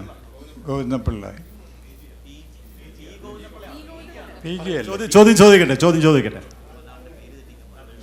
ജോണി ലൂക്കോസിൻ്റെ മനസ്സിലെന്തായിരുന്നു ഈ അങ്ങേരെ എങ്ങനെ ഇൻ്റർവ്യൂ ചെയ്യണമെന്ന്? ഇതിപ്പം പിന്നെ പത്രക്കാരുടെ ഒരു സമ്മേളനമാണ്, ഇത് രാഷ്ട്രീയക്കാരുടെ സമ്മേളനമല്ല. അത് ആ മനസ്സിൽ അന്ന് എന്തിനു വേണ്ടിയാണ് അത് ഇൻ്റർവ്യൂ ചെയ്തത്? അത് എനിക്കൊന്ന് ജോണി ലൂക്കോസ് പലതവണ പറഞ്ഞിട്ടുണ്ടെന്ന് തോന്നുന്നു ഇതേ വേദിയിൽ തന്നെ. പക്ഷേ അത് ഒരുപാട് പഴകിയ കാര്യമാണ്. അങ്ങനെ ഒരു ഇൻ്റർവ്യൂ ഞാൻ എന്തെങ്കിലും ഒരു പ്രത്യേക ഉദ്ദേശത്തോടുകൂടി ചെയ്യാറില്ല. അത്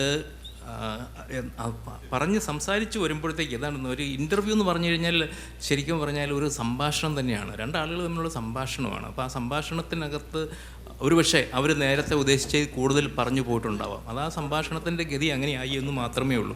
അദ്ദേഹത്തെ കുറിച്ചിട്ട് എനിക്ക് പറയാനുള്ളത് ഇത്രയേ ഉള്ളൂ.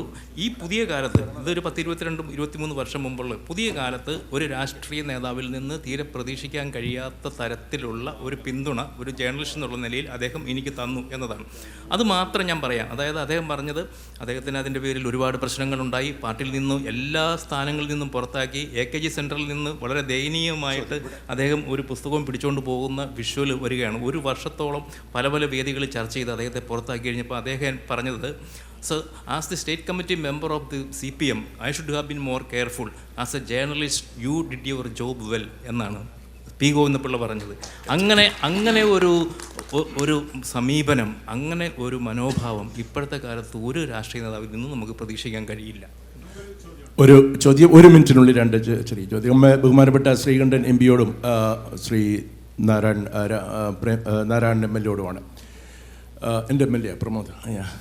അപ്പോൾ ക്വസ്റ്റ്യൻ ഇതാണ്. നമ്മുടെ കഴിഞ്ഞ ദിവസം ശ്രീ VD സതീശന് ഇങ്ങനെ നിയമസഭയിൽ 25 വർഷത്തെ പാരമ്പര്യമുള്ള VD സതീശനോട് നമ്മുടെ മുതിർന്ന നിയമസഭാ സാമാജികനായ മാത്യു ടി തോമസ് എന്ന് പറയുന്നു, മുഖ്യമന്ത്രിയോട് പച്ചക്കള്ളമെന്ന് പറയരുത്, പച്ചക്കള്ളമെന്ന് പറയുന്നത് പാർലമെൻ്ററി വാക്കല്ല, വാസ്തവ വിരുദ്ധം എന്നാണ് പറയേണ്ടത്.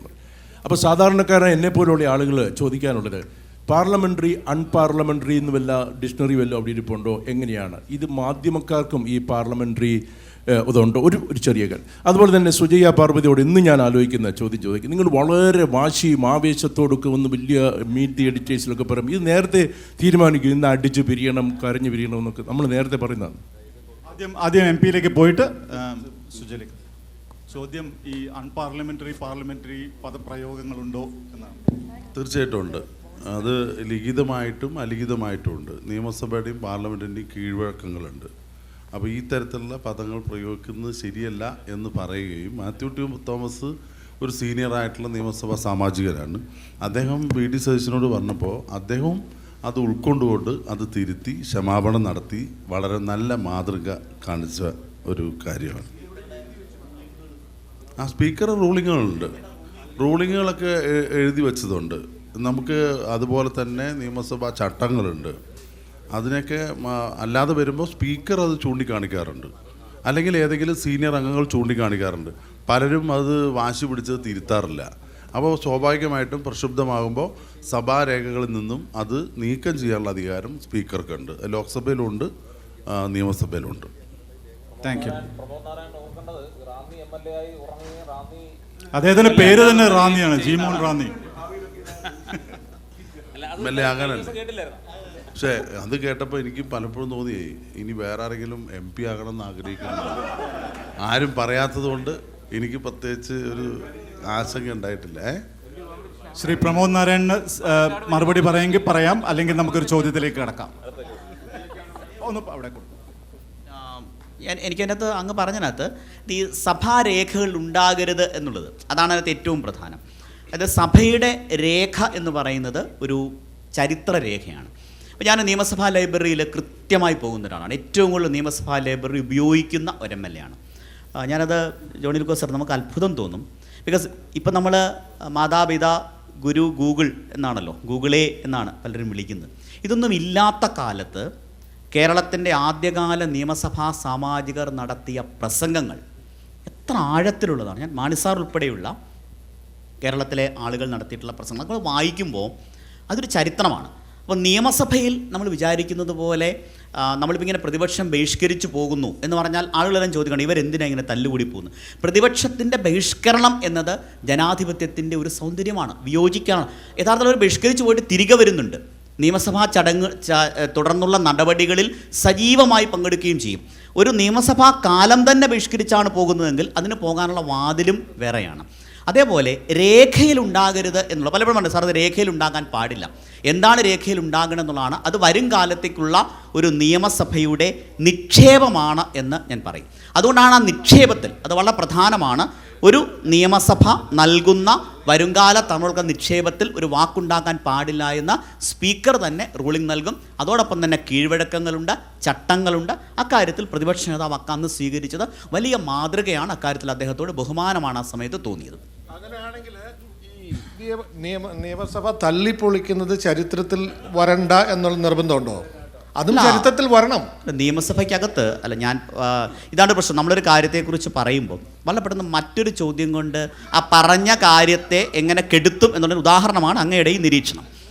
നമുക്കൊരു ചോദ്യത്തിലേക്ക് പോകാം. ജേർണലിസം റിലേറ്റഡ് ചോദ്യമാണ് അല്ലേ? എൻ്റെ ചോദ്യം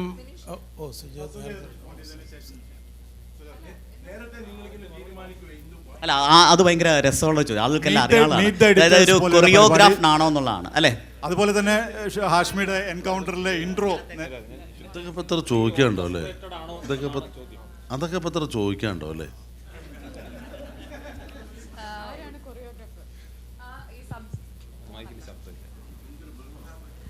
എല്ലാവരും ശ്രദ്ധിക്കണം കേട്ടോ, ഞാൻ ഒറ്റത്തവണേ പറയുള്ളൂ, ട്രേഡ് സീക്രട്ടാണ്. അപ്പോൾ ഈ സബ്ജക്റ്റ് നമ്മൾ ആ ദിവസത്തെ വിഷയം എന്താണ് എന്നതാണ്. ഇന്നലെ നമ്മുടെ പ്രിയപ്പെട്ട ഷാഫിക്കായിരുന്നു വിഷയം. നിയന്ത്രണം നഷ്ടപ്പെട്ടോ എന്തായിരുന്നു ചോദ്യം, ആ കയ്യാങ്കളിയുമായി ബന്ധപ്പെട്ട്. അപ്പോൾ ആ സബ്ജക്റ്റ് എങ്ങനെയാണ് നമുക്ക് നേരത്തെ ഫിക്സ് ചെയ്ത് ഇന്നത് പറയാമെന്ന് തീരുമാനിക്കാൻ പറ്റുക? അതാണ് എൻ്റെ കൗണ്ടർ ക്വസ്റ്റ്യൻ. ഒരു ദിവസം ഉണ്ടാകുന്ന സംഭവം, അത് ദേശീയമാകട്ടെ അന്തർദേശീയമാകട്ടെ അല്ലെങ്കിൽ നമ്മുടെ പ്രാദേശികമാകട്ടെ കേരളത്തിലുള്ളതാകട്ടെ, ആ ഒരു സബ്ജക്റ്റ് ഒരു ആഫ്റ്റർനൂൺ ആകുമ്പോഴേക്കും ഡിസൈഡ് ചെയ്യും. ആഫ്റ്റർനൂൺ ആകുമ്പോൾ ഡിസൈഡ് ചെയ്ത് കഴിയുമ്പോൾ പിന്നെ ഞാൻ എവിടെയാണെന്നുള്ളത് നിങ്ങൾക്കൊക്കെ കാണാം. എനിക്ക് ഇവരുമായിട്ടൊന്നും ഞാൻ സംസാരിക്കാനുള്ളൊരു ഗ്യാപ്പ് പോലും എനിക്ക് കിട്ടില്ല. 4 to 6:30 എൻ്റെ ഷോ ആണ്, good evening with Sujaya Parvathi. നിങ്ങളുടെ ഏർലി മോർണിംഗ് നിങ്ങൾക്ക് ഇവിടെ അമേരിക്കയിൽ നിന്ന് കാണാൻ കഴിയും. ഇനി ആരെങ്കിലും കണ്ടിട്ടില്ലെങ്കിൽ കാണണം. Indian time 4 PM. അതെ. അപ്പോൾ ആ സമയത്തേക്കാണ് ഈ സബ്ജക്റ്റ് ഫിക്സ് ആവുക. സബ്ജക്റ്റ് ഫിക്സ് ആയി കഴിയുമ്പോഴേക്കും ഇരുന്ന് എല്ലാവരും അതിൽ പറയാനായിട്ടുള്ള പോയിന്റ്സ് ഒക്കെ എല്ലാവരും കളക്ട് ചെയ്യാറുണ്ട്. ഞാനത് ഈ എൻ്റെ ഷോയ്ക്കിടയിൽ തന്നെയാണ് ചെയ്യാറുള്ളത്. പല സ്ഥലങ്ങളിൽ നിന്ന് ആ വിഷയത്തിൽ എന്താണോ ആ വിഷയത്തിൽ എനിക്ക് പറയാനുള്ള കാര്യം, അതിന് പറ്റുന്ന കാര്യങ്ങളൊക്കെ ഞാനത് പ്രിപ്പയർ ചെയ്യാറുണ്ട്. എല്ലാവരും പ്രിപ്പയർ ചെയ്യാറുണ്ട്. പക്ഷേ അതൊരു ഗ്രൂപ്പായിട്ടിരുന്നുള്ളൊരു പ്രിപ്പറേഷൻ അതിൽ ഉണ്ടാവാറില്ല. ഓരോരുത്തരും എന്താണ് പറയുന്നത് എന്നുള്ളത് അപ്പോൾ പറയുമ്പോഴാണ്. നിങ്ങൾ ശ്രദ്ധിച്ചാൽ മനസ്സിലാകും, ഞാനൊരു നോട്ട്ബുക്കൊക്കെ ആയിട്ട് ഒരു പഠിപ്പിയായിട്ട് വന്ന് അവിടെ ഇരിക്കുന്നത്. കാരണം ഇവർ എല്ലാവരും എന്നെക്കാൾ കൂടുതൽ സമയം പ്രിപ്പയർ ചെയ്തിട്ടുണ്ടാവും. അപ്പോൾ അവർ പറയുന്നതിൻ്റെ ഒരു കൗണ്ടർ ഞാൻ ആ സമയത്താണ് ആലോചിക്കുന്നത്. ടു ബി ഓണസ്റ്റ്, ആ സമയത്താണ് ഞാൻ ആലോചിക്കുന്നത്. ഇൻസ്റ്റന്റ് ആയിട്ടാണ് പറയാറുള്ളത്. ഇതേ ചോദ്യം എനിക്ക് തോന്നുന്നു ഇപ്പോൾ എൻകൗണ്ടർ ചെയ്യുന്ന ഹാഷ്മിയും ന്യൂസ് അവർ ചെയ്യുന്ന അബ്ജോദും പ്രേക്ഷകർക്ക് അല്ല ഇവിടെയുള്ളവർക്ക് കേൾക്കാൻ താല്പര്യമുണ്ടാവും. നിങ്ങളൊരു വിഷയം എങ്ങനെയാണ് തിരഞ്ഞെടുക്കുന്നത്? അതുകൂടാതെ അതിഥികൾ, ഇപ്പോൾ എല്ലാ ചാനലും നോക്കിക്കഴിഞ്ഞാലും ഒരേ പരിചിതമായ പല മുഖങ്ങൾ നിരവധി തവണ വരുന്നു. ഈ അതിഥികളെ കിട്ടുന്നതിൽ നിങ്ങൾക്കൊരു ഷോർട്ടേജ് ഉണ്ടോ? അല്ലെങ്കിൽ അതൊക്കെ തീരുമാനിക്കുന്നത് അതിൻ്റെ പ്രോസസ്സിനെ കുറിച്ചൊന്ന് വളരെ ലഘുവായി രണ്ടുപേരും വിവരിച്ചാൽ അത് നന്നാവും. വളരെ പ്രത്യേകമായി പറഞ്ഞാൽ ഉച്ച കഴിയുമ്പോൾ നമുക്കൊരു എഡിറ്റോറിയൽ മീറ്റിംഗ് ഉണ്ടാവും, ചെറിയൊരു എഡിറ്റോറിയൽ മീറ്റിംഗ് ഉണ്ടാവാറുണ്ട്. അതിൽ എഡിറ്റോറിയൽ അംഗങ്ങളൊക്കെ ഇരുന്നിട്ട് നമുക്ക് ആ വിഷയം ആ ദിവസം എടുക്കാൻ കഴിയുന്ന വിഷയമെന്ന ആലോചനയുണ്ട്. അങ്ങനെ കൂട്ടായ ആലോചനയിലാണ് ആ ദിവസത്തെ ഒരു പ്രധാനപ്പെട്ട വിഷയങ്ങൾ ആ ദിവസം ചർച്ച ചെയ്യേണ്ട വിഷയം തീരുമാനിക്കപ്പെടുക. അതിഥികൾ നേരത്തെ നമുക്ക് നമ്മുടെ പ്രിഫറൻസിൽ വിളിക്കുമായിരുന്നു. ഇപ്പം അങ്ങനെയല്ല. ഇപ്പോൾ ഓരോ രാഷ്ട്രീയ പാർട്ടികൾക്കും ഓരോ ഗസ്റ്റ് കോർഡിനേറ്റർ ഉണ്ട്. നമ്മൾ അവരെ വിളിച്ച് പറയുക, അവരൊരു അതിഥിയെ തരികയാണ്. അപ്പോൾ അത് കാരണം ചിലപ്പോൾ ഇതുപോലെ ആവർത്തനത്തിൽ വരും, ചിലപ്പോൾ അത്ര നല്ലതല്ലാത്ത ഗസ്റ്റുകൾ വരും. അത് നമ്മുടെ പ്രിഫറൻസിലുള്ളതല്ല. ഇപ്പം ഈ രാഷ്ട്രീയ പാർട്ടികളുടെ കാര്യം അല്ലാതെ നമ്മൾ വിളിക്കുകയും ചെയ്യും. അതോടൊപ്പം തന്നെ ഈ ഇൻട്രോ പ്രിപ്പയർ ചെയ്യുന്നതാണോ എഴുതി വായിക്കുന്നതാണോ എന്നൊക്കെ ആൾക്കാർ ചോദിക്കാറുണ്ട്. രണ്ടുമുണ്ട്, അത് രണ്ടും സംഭവിക്കാറുണ്ട്. ചിലപ്പോൾ എത്ര മുന്നേ ഈ ഇൻട്രോ എഴുതും ഹാഷ്മി എന്ന് പറഞ്ഞാൽ ഞാൻ എഴുതുകയാണെന്നുണ്ടെങ്കിൽ ഒരു 1 hour മുമ്പ് എനിക്ക് എഴുതും. രണ്ട് രീതിയിലും ചെയ്യാറുണ്ട്. ചിലപ്പം ഓഫ് ആൻഡായി മനസ്സിൽ അടുക്കി വെച്ച് പറയാറുണ്ട്. പക്ഷേ അങ്ങനെ പറയുമ്പോൾ ചില സമയത്ത് നമ്മൾ ചില വൈകാരിക വിഷയങ്ങളൊക്കെ ആണെങ്കിൽ നമ്മുടെ ഉപയോഗിക്കുന്ന വാക്കുകൾ ചിലപ്പോൾ ഈ പറയുന്ന അൺപാർലമെൻ്ററി ആയി പോകും. അത് അടുത്ത കാലത്ത് നമ്മുടെ ഓപ്പറേഷൻ നമ്മുടെ പെഹൽഗാം ഭീകരാക്രമണത്തിൻ്റെ തുടർച്ചയിൽ ഒരു ഇൻട്രോ പറഞ്ഞു. അപ്പോൾ അതിനകത്ത് പാകിസ്ഥാനോട് അഭിസംബോധന പറഞ്ഞു, നിൻ്റെയൊക്കെ അണ്ണാക്കിലേക്ക് വരുന്നുണ്ട് റഫാൽ എന്ന് അണ്ണാക്കുന്ന വാക്ക് പറഞ്ഞു.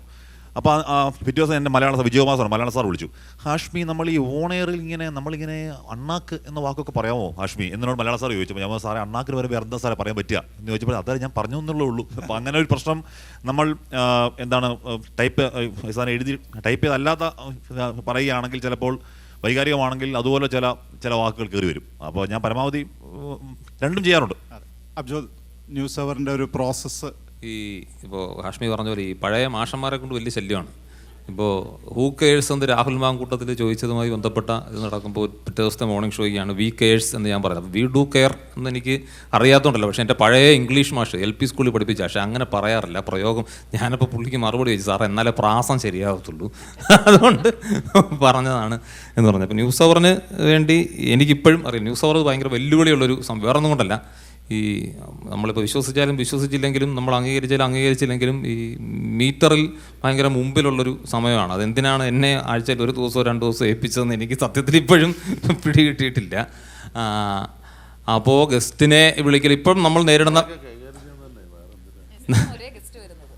നമ്മളിപ്പോൾ നേരിടുന്ന വലിയ വെല്ലുവിളി എന്ന് പറഞ്ഞു കഴിഞ്ഞാൽ നമ്മുടെ മുഖ്യധാര രാഷ്ട്രീയ പാർട്ടികളിൽ നിന്ന് കൊള്ളാവുന്ന ആളുകൾ വളരെ പരിമിതമാണ് എന്നുള്ളതാണ്. എന്ന് പറഞ്ഞാൽ നമുക്ക് വളരെ അത്യാവശ്യം നന്നായിട്ട് വെറുതെ തല്ലുണ്ടാക്കാൻ ആൾക്കാരെ നമുക്ക് ഇഷ്ടം പോലെ കിട്ടും. അതല്ലാതെ ഒരു വിഷയത്തിൽ ആഴത്തിൽ സംസാരിക്കാനോ ഗൗരവത്തിൽ സംസാരിക്കാനോ അല്ലെങ്കിൽ അതിൻ്റെ പല വശങ്ങൾ പറയാനോ അങ്ങനെയുള്ള ആളുകൾ തീരെ ഇല്ലാതെ വരുമ്പോൾ നമ്മൾ സ്ഥിരമായി ആൾക്കാരുണ്ട്. പ്രമോദോട്ട് നന്നായി സംസാരിക്കും. ഞാൻ ഒരു ചർച്ചയ്ക്ക് വിളിച്ചിട്ടുണ്ട്.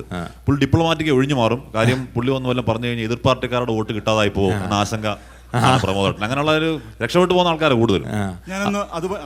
അപ്പോൾ അങ്ങനെ ഒരു പ്രശ്നമാണ്. ഇപ്പോൾ ഗസ്റ്റിനെ വിളിക്കുമ്പോൾ ഈ പതിവായി ചില ആളുകൾ വരുന്നതിൻ്റെ ഒരു പ്രധാനപ്പെട്ട കാരണം അതാണ്. പിന്നെ നേരത്തെ സുജയ പറഞ്ഞതുപോലെ ഇത് പ്രിപ്പയർ ചെയ്യാറുണ്ടോ ഇല്ലയോ എന്നൊക്കെ ചോദിച്ചത്. അപ്പോൾ ഹാഷ്മി ഇന്നിപ്പോൾ ഒരു സംഭവം ഒരു നാട്ടിലുണ്ടായി കഴിഞ്ഞാൽ ആ വിഷയത്തിൽ സ്വീകരിക്കാൻ പോകുന്ന നിലപാട് എന്തായിരിക്കും എന്നുള്ള കാര്യം എല്ലാവർക്കും അറിയാം. ഇനിയിപ്പോൾ സുജയ ആ വിഷയത്തിൽ സ്വീകരിക്കാൻ പോകുന്ന നിലപാട് എന്തായിരിക്കും എന്നുള്ള കാര്യം എല്ലാവർക്കും അറിയാം. ഞാൻ ആ വിഷയത്തിൽ സ്വീകരിക്കാൻ പോകുന്ന നിലപാട് എന്തായിരിക്കുമെന്നും എല്ലാവർക്കും അറിയാം. അപ്പോൾ അതുകൊണ്ട് നമ്മളിത് അങ്ങോട്ടും ഇങ്ങോട്ടും ആലോചിച്ച് ഉറച്ച് ഇന്ന് ഒരാൾ ഇന്നത് പറയാം എന്നൊന്നും ആലോചിക്കേണ്ട കാര്യമില്ല. അല്ലെങ്കിൽ അതേ പറയും. കൃഷ്ണ, ഒരു ചോദ്യമുണ്ട്, ഇവിടെ നിന്ന് ഒരു ചോദ്യമുണ്ട്.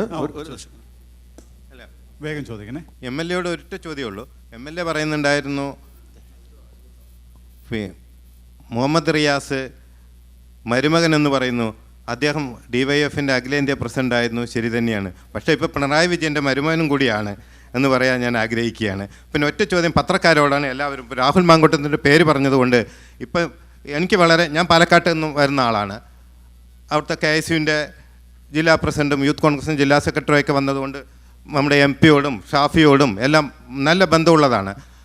അതുകൊണ്ട് ഷാഫിയെ ഇപ്പോൾ പോലീസ് ലാത്തി ചാർജ് ചെയ്ത് ഷാഫി ഹോസ്പിറ്റലിൽ കിടക്കുന്ന സമയത്ത് ഷാഫിയെ കാണാൻ രാഹുൽ മാങ്കൂട്ടത്തും പോയിരിക്കുന്നു. എനിക്ക് പത്രക്കാരോട് എല്ലാവരും ചോദിക്കാണ്, രാഹുൽ മാങ്കൂട്ടത്തിനെതിരെ ഒരു തെളിവുമില്ല, ഒരു കേസുമില്ല, ഒന്നുമില്ല. ഇനിയും ആ രാഹുൽ മാങ്കൂട്ടത്തിൻ്റെ നിരപരാധിയെന്ന് തെളിയിച്ചുകൊണ്ട് നിങ്ങൾ പത്രക്കാരെല്ലാം വിചാരിച്ചാൽ രാഹുൽ മാങ്കൂട്ടം തിരിച്ചു വരണമെന്ന് ഞാൻ ആഗ്രഹിക്കുകയാണ്. അതിന് പത്രക്കാരുടെ ആവശ്യം. രാഹുൽ മാങ്കൂട്ടത്തിൽ തന്നെ തെളിയിക്കട്ടെ, അയാളൊരു മാനനഷ്ട കേസ് കൊടുക്കട്ടെ, ചാനലുകൾക്കെതിരെ മാനനഷ്ട കേസ് കൊടുക്കട്ടെ, ഈ പുറത്തു വന്ന വാർത്തകൾക്കെതിരെ സോഷ്യൽ മീഡിയ ഇതിനെതിരെ മാനനഷ്ട കേസ് കൊടുക്കട്ടെ. ബാക്കി ആളുകളൊക്കെ നിഷേധിച്ച് പരസ്യമായി രംഗത്ത് വന്നല്ലോ. നമുക്കിപ്പോൾ രാഹുൽ മാങ്കൂട്ടത്തിൽ കുറ്റക്കാരനാണെന്ന് പറയാൻ പ്രത്യേകിച്ച് ഒരു വാശിയും ഇല്ല. അയാൾ നിഷേധിക്കട്ടെ, അയാൾ വന്നിട്ട് പറയട്ടെ, എനിക്കെതിരെ പറഞ്ഞത് മുഴുവൻ വ്യാജമാണ്, ഇല്ലാത്തതാണ്, ഞാൻ ഈ ശബ്ദം എൻ്റെ ശബ്ദമല്ല, ഞാൻ ഇങ്ങനെ ആർക്കും മെസ്സേജ് അയച്ചിട്ടില്ലെന്ന് അയാൾ വന്ന് പറയട്ടെ.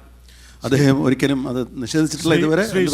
ശ്രീകണ്ഠനോട് ഒരു എനിക്കൊരു കാര്യം പറയാനുള്ളത്, നമ്മളിപ്പോൾ രാഷ്ട്രീയമൊക്കെ പറഞ്ഞുകൊണ്ടിരിക്കുകയാണ്, എങ്കിലും നിങ്ങൾ നാട്ടിൽ നിന്ന് ഇത്രയും പേര് വന്നു, ഏഷ്യനെറ്റും കൈരളിയും 24 ന്യൂസും, നിങ്ങളെ ആരും ആദരിക്കുന്നില്ല. ഞാൻ എൻ്റെ പേഴ്സണലായിട്ട്, എൻ്റെ പേര് റോയ് ചെങ്ങന്നൂർ, ആദരിക്കുകയാണ്. ഒരു മിനിറ്റ് ഞാൻ പറയാം, നിങ്ങളെല്ലാവരും നല്ലതായിട്ട് നിങ്ങളുടെ കർത്തവ്യങ്ങൾ ചെയ്യുന്നുണ്ട്. എങ്കിലും ഒരു മിനിറ്റ് എനിക്ക് പറയാനുള്ളത്, പ്രത്യേകിച്ച് നിങ്ങളെല്ലാവരും നല്ലവരാണ്, എങ്കിലും ഒരാൾ ഹാഷ്മി 24 ന്യൂസിൽ പറയുന്ന ഒരു കാര്യം ഞാൻ നിങ്ങളോട് പറയുകയാണ്. അന്ന് കോട്ടയത്ത് മെഡിക്കൽ കോളേജിൽ ഒരു സ്ത്രീ ബാത്റൂമിൽ പോയപ്പോൾ ഇതെല്ലാം കൂടി ഇടിഞ്ഞു വീണ് മരിച്ചുപോയി. അപ്പോൾ വീണ ജോർജ് അവിടെ വന്നിട്ട് പറഞ്ഞു അവിടെ ആരുമില്ല. ഒരു മന്ത്രി വൈകിട്ട് ഒരു സ്ത്രീ നമുക്ക് ഏതാനും നിമിഷം ഒറ്റ സെക്കൻഡ് നിർത്തുക. മന്ത്രി ഡാൻസ് കളിക്കും, ശുഭ ഡാൻസ്.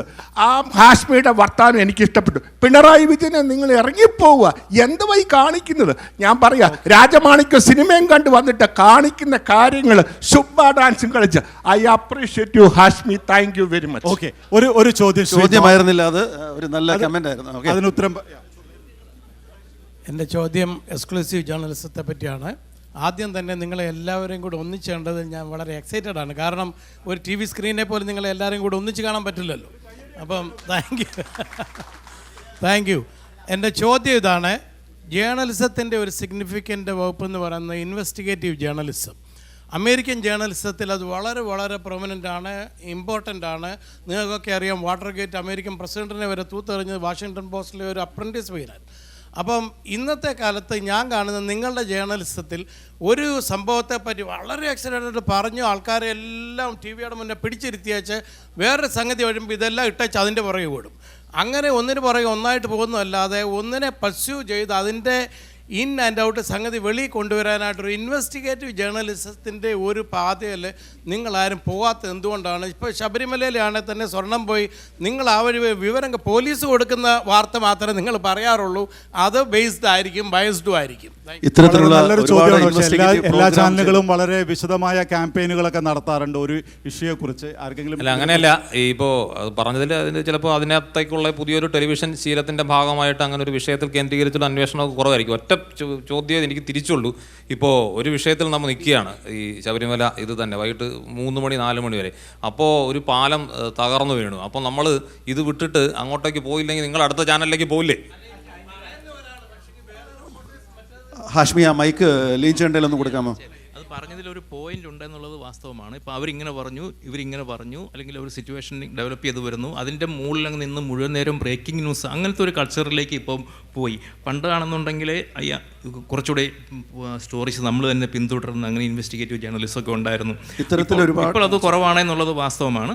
പക്ഷേ ആ TV വ്യൂയിങ്ങിൻ്റെ കൾച്ചർ അതുപോലെ ആയിപ്പോയി. അപ്പോൾ എന്താ പറയുന്നത്, ദ ഗ്രേറ്റസ്റ്റ് ദ ലേറ്റസ്റ്റ്, അത് മാത്രം മതി ആളുകൾക്ക്. അതിൽ നിന്ന് നമ്മൾ എപ്പം മാറുന്നോ അവിടെ നമുക്ക് ശരിക്കും കാണാം, റേറ്റിംഗ് ആണെങ്കിലും യൂട്യൂബ് ആണെങ്കിലും അതിൻ്റെ നമ്പർ അങ്ങ് ഇടിയുന്നത്. അപ്പോൾ ആളുകൾക്ക് താല്പര്യമുള്ള കാര്യങ്ങളിൽ കൂടുതൽ നിൽക്കാനുള്ള ഒരു പ്രവണത വന്നതോടുകൂടിയാണ് സ്വന്തമായിട്ടുള്ള സ്റ്റോറീസ് ചെയ്യുന്നതിൻ്റെ പിന്നാലെ പോകുന്നത് കുറഞ്ഞത്. ഇത്തരത്തിൽ ഇൻവെസ്റ്റിഗേറ്റീവ് വിചാരണ പോലുള്ള നിരവധി പരിപാടികൾ സംവിധാനം ചെയ്ത ആളാണ്. ലിജൻ്റെ അഭിപ്രായം എന്താണ്? ഈ ഇൻവെസ്റ്റിഗേറ്റീവ് ജേർണലിസം എന്തുകൊണ്ടാണ് ഇപ്പോൾ ഇല്ലാതിരുന്നെന്നും ഒരു വിഷയത്തിൻ്റെ അവസാനം കണ്ടെത്താൻ മാധ്യമങ്ങൾ ശ്രമിക്കുന്നില്ല എന്നാണ് ഈ ഒരു അഭിപ്രായത്തിൽ. ഈ ജോണി പറയുന്നത് തുടർച്ചയായിട്ട് തന്നെയാണ്. എനിക്ക് തോന്നുന്നു വാർത്തകൾക്ക് പിന്നാലെ വാർത്തകൾ വന്നുകൊണ്ടിരിക്കുന്ന ഒരു സമയത്ത് ഈ എക്സിസ്റ്റിംഗ് ഫീൽഡിൽ നിൽക്കുന്നവർക്കുള്ള ചില പരിമിതികളുണ്ട്. ഒരു വാർത്ത അവരിപ്പോൾ ഇവിടെ നടക്കുമ്പോഴായിരിക്കും അവിടെ ആ പുലി പിടിച്ചു അല്ലെങ്കിൽ ആന ഇറങ്ങി, അപ്പോൾ നിങ്ങൾ കോഴിക്കോട് നേരെ വയനാട്ടിലേക്ക് പോകും, നിങ്ങൾ വയനാട്ടിലേക്ക് അടുത്ത ഈ തരത്തിലേക്ക് റിപ്പോർട്ടിംഗ് മാറി. അപ്പോൾ നമ്മളിപ്പോൾ മത്സരം കൂടുമ്പോൾ ആദ്യം വാർത്ത നൽകുക എന്നൊരു ശീലം എല്ലാവർക്കും ഉണ്ടല്ലോ. ഞാൻ നേരത്തെയുള്ള ചർച്ചയ്ക്ക് തുടർച്ചയായിട്ടൊരു കാര്യം പറയുന്നത്, ഇപ്പോൾ ഹാഷ്മി ആണെങ്കിലും അബ്ജോദ് ആണെങ്കിലും ഒരു വളരെ സുജയാണെങ്കിലും നമ്മൾ ക്ലിയറായിട്ട് പറയേണ്ട ഒരു കാര്യം, നിങ്ങളുടെ നാക്ക് മറ്റുള്ളവരുടേതാണോ എന്നൊരു ചോദ്യം. അതായത് മറ്റുള്ളവർ പറഞ്ഞത് മാനേജ്മെൻറ്റിൻ്റെ ശബ്ദമാണ് നിങ്ങൾ പറയുന്നത്. ഒരു എഡിറ്റോറിയൽ പോളിസി തീരുമാനിച്ചു കഴിഞ്ഞാൽ ഈ ചർച്ചകളിലും ഇവർ പറയുന്ന ഈ ഡിബേറ്റുകളിലുമൊക്കെ ഇവർ പറയുന്ന വേർഷൻ ആരും ഇവർക്ക് ചെവിയിൽ പറഞ്ഞു കൊടുക്കുന്നതല്ല, ഇവരുടെ സ്വന്തം വാക്കുകളാണ്. ഞാനൊരു ചെറിയൊരു സാധനം പറയാണ്. മുമ്പ് ഒരു ചർച്ച പോയപ്പോൾ നമ്മുടെ ഒരു ആങ്കർ പറയാണ്, സുരേന്ദ്രൻ കേരളത്തിൽ പ്രസിഡൻ്റായിരുന്നു. ശബ്ദത്തിന് പ്രശ്നമുണ്ടോ? മൈക്ക് അവിടെ അവിടുത്തെ പ്രശ്നമാണ്. ഹലോ അതെ കെ സുരേന്ദ്രൻ സംസ്ഥാന പ്രസിഡന്റ് ആയിരിക്കുന്നിടത്തോളം BJPക്ക് കേരളത്തിലൊരു സീറ്റും കിട്ടാൻ പോകുന്നില്ല എന്ന് നമ്മുടെ ഒരു ആങ്കർ ലൈവിൽ പറഞ്ഞു. ഇത് വലിയ പ്രശ്നമാക്കിയിട്ട് ഇവരിതിനകത്ത് കാണുന്നത് ഇത് നമ്മുടെ മാനേജ്മെൻറ്റ് ഇടപെട്ട് ഇവരെ കൊണ്ട് ഇത് പറയിച്ചതാണ് എന്നൊരു സാധനം. ലൈവിലിരിക്കുന്ന ഒരാളുടെ ഒരു ജേർണലിസ്റ്റിൻ്റെയും ആ സമയത്ത് മറ്റൊരു ഇടപെടലുകൾ സാധാരണഗതിയിൽ നമ്മുടെ ചാനലുകളിൽ ഉണ്ടാകാറില്ല. ആത്യന്തികമായി ഈ ഷോകളെല്ലാം ഇവരുടെ നിയന്ത്രണത്തിൽ തന്നെയാണ് എന്നെനിക്ക് ക്ലാരിറ്റിയോടെ പറയാൻ പറ്റും. എനിക്ക് തോന്നുന്നു ജോണിക്കും അത് എഡിറ്റോറിയൽ ഇടപെടൽ എന്ന് പറയുന്നത് നമ്മുടെ ഒരു മീറ്റിങ്ങിൽ ഇവരോട് ചിലപ്പം നമ്മൾ ഇന്നയാണ് നമ്മൾ ചെറുക്കാൻ പോകുന്ന വിഷയം ഇതാണ്, നമ്മുടെ നിർദ്ദേശങ്ങൾ ഇതാണ്, നമ്മുടെ പോളിസി ഇതാണ്. ഇതിനപ്പുറം നിങ്ങൾ ടെലിവിഷനിൽ കാണുന്ന ആങ്കർമാരുടെ ശബ്ദമാകാൻ ഒരു എഡിറ്ററോ ഒരു മാനേജ്മെൻറ്റോ നിലവിലെ അവസ്ഥയിൽ തയ്യാറാവുന്നില്ല എന്നാണ് എനിക്ക് പറയാനുള്ളത്. അല്ല, ഞാൻ പറഞ്ഞ ഇപ്പം പല ആളുകൾ പങ്കെടുക്കുന്ന ചർച്ചയിൽ നമ്മളിപ്പോൾ ഒരു പോളിസി ഇന്ന വഴിക്കാണെന്ന് ഇനി പറഞ്ഞു വന്നിരിക്കട്ടെ, ആ ചർച്ച പ്രാക്ടിക്കലാകാൻ പോകുന്നില്ല. ആ ചർച്ചയിൽ അതെല്ലാം വരും, നമ്മളത് പറയേണ്ടി വരും. പറയാന്നുള്ളേ ഉള്ളൂ, അത്രേ ഉള്ളൂ. പറയുകയാണെങ്കിൽ ഹലോ, എൻ്റെ ചോദ്യം ലീൻ ജസ്മാൻ സാറിനോടാണ്. കാരണം എന്താണെന്ന് പറയട്ടെ, ഞാൻ പ്രിൻറ്റ് മീഡിയയിൽ നമ്മുടെ പ്രിൻറ്റിങ് ആണ്. പക്ഷേ ഞാൻ നമ്മുടെ ടി വിയിൽ നമ്മുടെ പത്രം ഇറങ്ങുന്നതിന് മുമ്പ് നമ്മൾ പ്രൂഫ് റീഡിങ്ങും എല്ലാം കഴിഞ്ഞാണ്. പക്ഷേ സാറിപ്പം പറഞ്ഞില്ലേ അത് ഒരു എഡിറ്റോറിയൽ റിവ്യൂ ഇല്ലാതെ. പക്ഷേ ഞാനൊരു കാര്യം ഒബ്സർവ് ചെയ്യുന്നത് വെച്ചാൽ പല നമ്മുടെ നാഷണൽ ലെവലിലുള്ള ഫോർ എക്സാമ്പിൾ പൾക്കിൽ ഷമ്മ പുള്ളിക്കാരത്തി എപ്പോഴും പറയുന്നൊരു വാക്കാണ് വുഹാൻ വൈറസ്. അപ്പോൾ അങ്ങനെയുള്ള അതുപോലെ തന്നെ ഞാൻ പറയുന്നില്ല, അമേരിക്ക ട്രംപിനെ പറ്റിയാണല്ലോ പറയുമ്പോൾ ചില വാക്കുകൾ റിപ്പീറ്റഡായിട്ട് പറയുന്നുണ്ട്. അതൊന്ന് എഡിറ്റ് ചെയ്യാനായിട്ടോ അല്ലെങ്കിൽ അങ്ങനെ ഒരു സംവിധാനം ഉണ്ടോ? ഇതിനകത്ത് ബയാസ്ഡ് അല്ലേ നമ്മൾ എപ്പോഴും പറയുമ്പോൾ ഒരു ഫോർ എക്സാമ്പിൾ ഈ തന്നെ വുഹാൻ വൈറസ് എന്ന് പറഞ്ഞത് അത് ചൈനയുടെയാണ്, അല്ലെങ്കിൽ അതുപോലെ തന്നെ നമ്മുടെ പാകിസ്ഥാനെയോ അല്ലെങ്കിൽ ഇന്ത്യയിലെ ആണെങ്കിലും ഓരോ പാർട്ടിയെ പറ്റി പറയുമ്പോൾ അതായത് ഒരു സബ്ജക്റ്റ് ഒരു വേർഡ് യൂസ് ചെയ്ത് ചെയ്യുമ്പം അതൊരു കേൾക്കുന്നവർക്കും അല്ലെങ്കിൽ അതൊരു നിങ്ങളെ സംബന്ധിച്ചപ്പോൾ ഒരു എഡിറ്റിംഗ് ഒരു പർപ്പസ്. ചോദ്യങ്ങളൊന്ന് കുറച്ചുകൂടെ ചുരുക്കിയാൽ നന്നായിരിക്കും. അല്ല ഇതിനകത്ത് ലൈവിൽ പോകുന്ന ഒരു സ്ഥലത്ത് ഒരു ആങ്കർ ഉപയോഗിക്കുന്ന വാക്കിനെയോ മറ്റോ തടഞ്ഞു നിർത്താൻ നമുക്ക് പറ്റില്ല. ഒരു പക്ഷേ അതൊരു റിവ്യൂവിൽ അടുത്തത് ഈ പറഞ്ഞ നമ്മുടെ ഉച്ചയ്ക്ക് നടക്കുന്ന ഒരു മീറ്റിങ്ങിൽ ഇതൊരു റിവ്യൂ ഉണ്ടാവും. ആ റിവ്യൂവിൽ ഇങ്ങനെ ഒരു സാധനമുണ്ട്, ഇങ്ങനെയുണ്ട്, അത് നിങ്ങൾ ഉപയോഗിക്കാതിരിക്കാൻ ഒരു നിർദ്ദേശം നൽകാൻ മാത്രമേ നല്ലൊരു അവസ്ഥ നമുക്ക് പറ്റുള്ളൂ. ഓക്കെ, ഒരു വനിതയ്ക്ക് 10 മിനിറ്റിൽ ഇത് നമ്മൾ ഒരു വനിതയ്ക്ക് ചോദ്യം, ഒരു ജെൻസി ഞാൻ പറഞ്ഞു. ഓക്കെ ഓക്കെ, എനിക്ക് ചോദിക്കാനുള്ളത്, നമ്മൾ സൈബർ പോരാളികളെ കുറിച്ചാണ് ഇപ്പോൾ സംസാരിച്ചുകൊണ്ടിരിക്കുന്നത്. രാഷ്ട്രീയ പാർട്ടിക്കാർക്ക് സൈബർ പോരാളികളുണ്ടോ? ഉദാഹരണമായിട്ട് ചില വർഷങ്ങൾക്ക് മുമ്പ് ബഹുമാനപ്പെട്ട പിണറായി വിജയൻ സാറ് മാധ്യമപ്രവർത്തകരെ നോക്കിക്കൊണ്ട് കടക്ക് പുറത്ത് എന്ന് പറഞ്ഞപ്പോൾ വിരൽ ചൂട്ടിക്കൊണ്ട് പറഞ്ഞ സമയത്ത് ഞാൻ ഫേസ്ബുക്കിൽ ഒരു നോട്ടിട്ടപ്പോൾ ഒരു 500 പേരാണ് അതിൻ്റെ അടിയിൽ സൈബർ പോരാളികളെപ്പോലെ എനിക്കെതിരായിട്ട് വന്ന് പ്രവർത്തിച്ചത്. അപ്പോൾ ഞാൻ ചിന്തിച്ചു, എല്ലാ രാഷ്ട്രീയക്കാർക്കും പെയ്ഡായിട്ടുള്ള സൈബർ പോരാളികളുണ്ട്. അവർക്കെതിരായി സംസാരിക്കുന്നവരെ വായടയ്ക്കുവാനും വിരൽ ചൂട്ടുന്നവരെ വിലങ്ങ് വെക്കുവാനുമായി ശ്രമിക്കുന്ന രാഷ്ട്രീയ സൈബർ പാർട്ടികളുണ്ടെന്ന് എനിക്ക് പലപ്പോഴും ചോദ്യങ്ങളെക്കാൾ കൂടുതൽ അഭിപ്രായങ്ങളാണ് വരുന്നത്. എനിക്ക് 2 ചോദ്യമുണ്ട് ചോദിക്കാൻ. The first thing with our leaders of the politicians. So currently 2025 strategy വെച്ച് നോക്കിക്കഴിഞ്ഞാൽ 38% ഓഫ് യങ്സ്റ്റേഴ്സ് കേരളത്തിലിരുന്ന് എല്ലാം പുറത്ത് വർക്ക് ചെയ്തുകൊണ്ടിരിക്കുക, ഒരു ഏജ് 22 to 35. പക്ഷേ ഇതിപ്പോൾ മാറി വരിക. പുറത്തിരുന്ന ആൾക്കാർ ഇപ്പോൾ കണ്ടു കഴിഞ്ഞാൽ സ്ട്രാറ്റജി 2025 നോക്കുന്നത് 22 to 23% അൺഎംപ്ലോയിഡ് ആണ് നാട്ടിൽ. എന്നിട്ട് ആൾക്കാരൊക്കെ ഇപ്പോൾ പുറത്തിരുന്ന് തിരിച്ച് നാട്ടിലേക്ക് വരിക because of the visa process, പിന്നെ കുറേ പ്രശ്നങ്ങളായതുകൊണ്ട്. അപ്പോൾ എന്തോരാണ് ഒരു ഫെസിലിറ്റീസ് പൊളിറ്റീഷ്യൻസ് ക്രിയേറ്റ് ചെയ്യാൻ പോകുന്നത്?